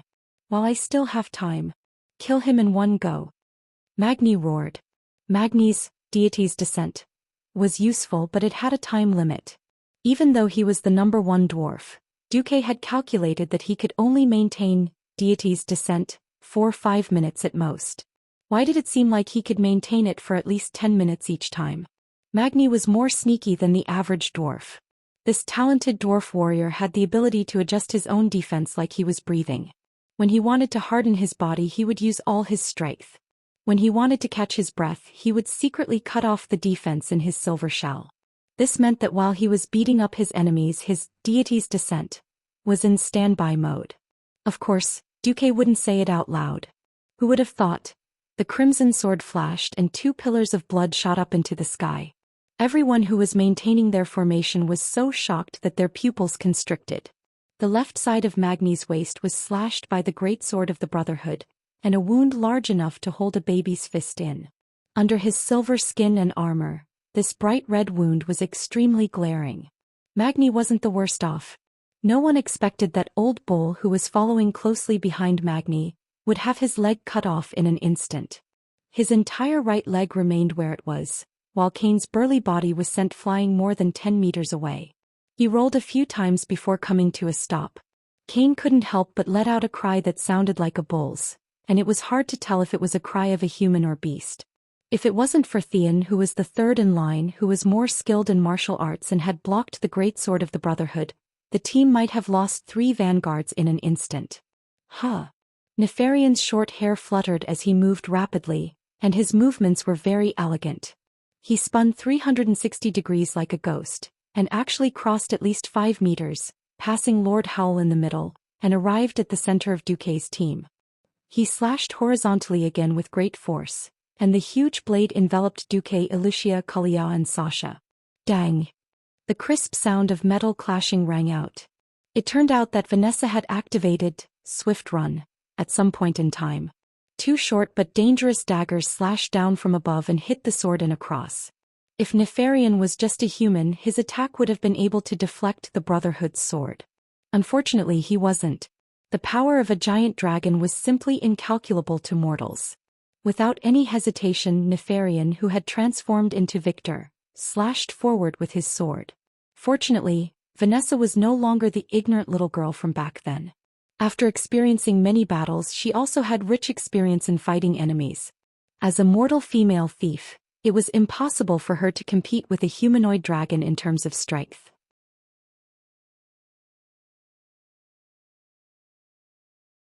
She took advantage of the recoil from her daggers and somersaulted over Nefarian's head, waiting for an opportunity to stab him in the back. However, before Vanessa launched a new attack, the remaining 4 of them still had to face the terrifying sweeping attack. Bearing the brunt of the attack, Vanessa relied on the agility of a ranger to lean back and dodge the attack by a hair's breadth. Duke was so nervous that his heart almost jumped out of his throat when he saw the Brotherhood almost cut Sasha's flesh. Next was Lucia.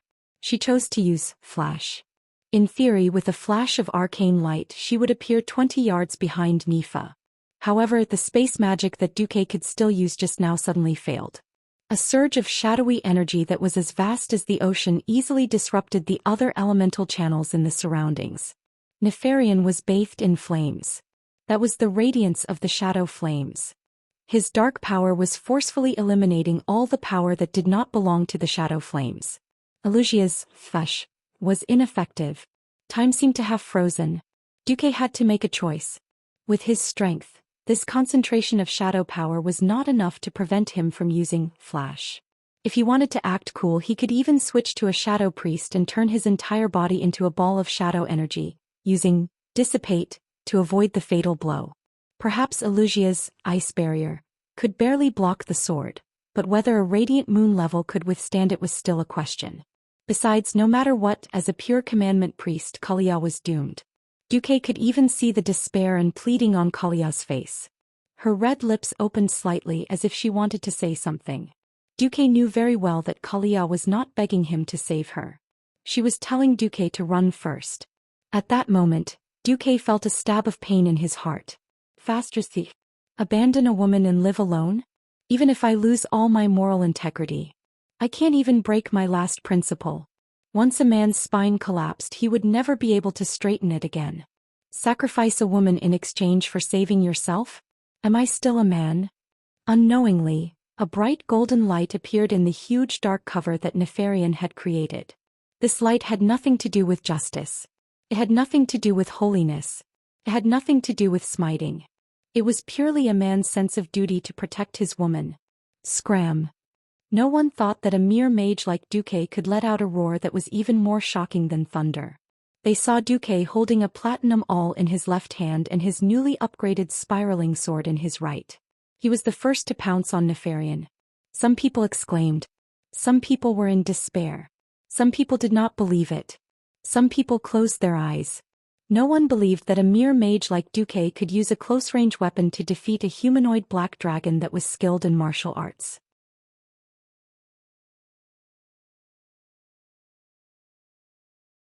Even if Duque had killed Archimonde as a battle mage, even if Duque had perfected his backstab, it was still not a head-on fight.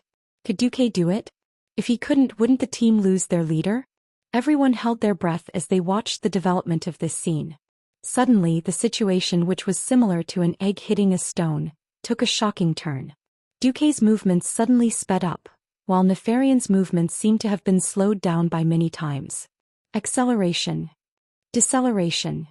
And the wrath of the dragon, that Duque had not taken out yet. No one knew why the wrath of the dragon, that Duque refused to take out just now, was taken out now, and it even worked. That's right. Duque's swordsmanship and strength were not as good as Nefarian's. However, as long as Nefarian's strength and speed were reduced to the same level as his, Duque wouldn't be afraid no matter how good Nefarian's swordsmanship was. If he had the ability to use his two-handed sword to pick his teeth, Duque wouldn't be afraid at all. The spiraling sword that was filled with divinity of fire and wind suddenly spun like a drill, and with a piercing hum, it hit the center of the sword of the Brotherhood. The strong rotation actually caused the Brotherhood's sword to fly out. You're tuning in to the Zhou Xian's Legacy YouTube channel. Don't forget to subscribe and join us on this journey to catch the most captivating stories.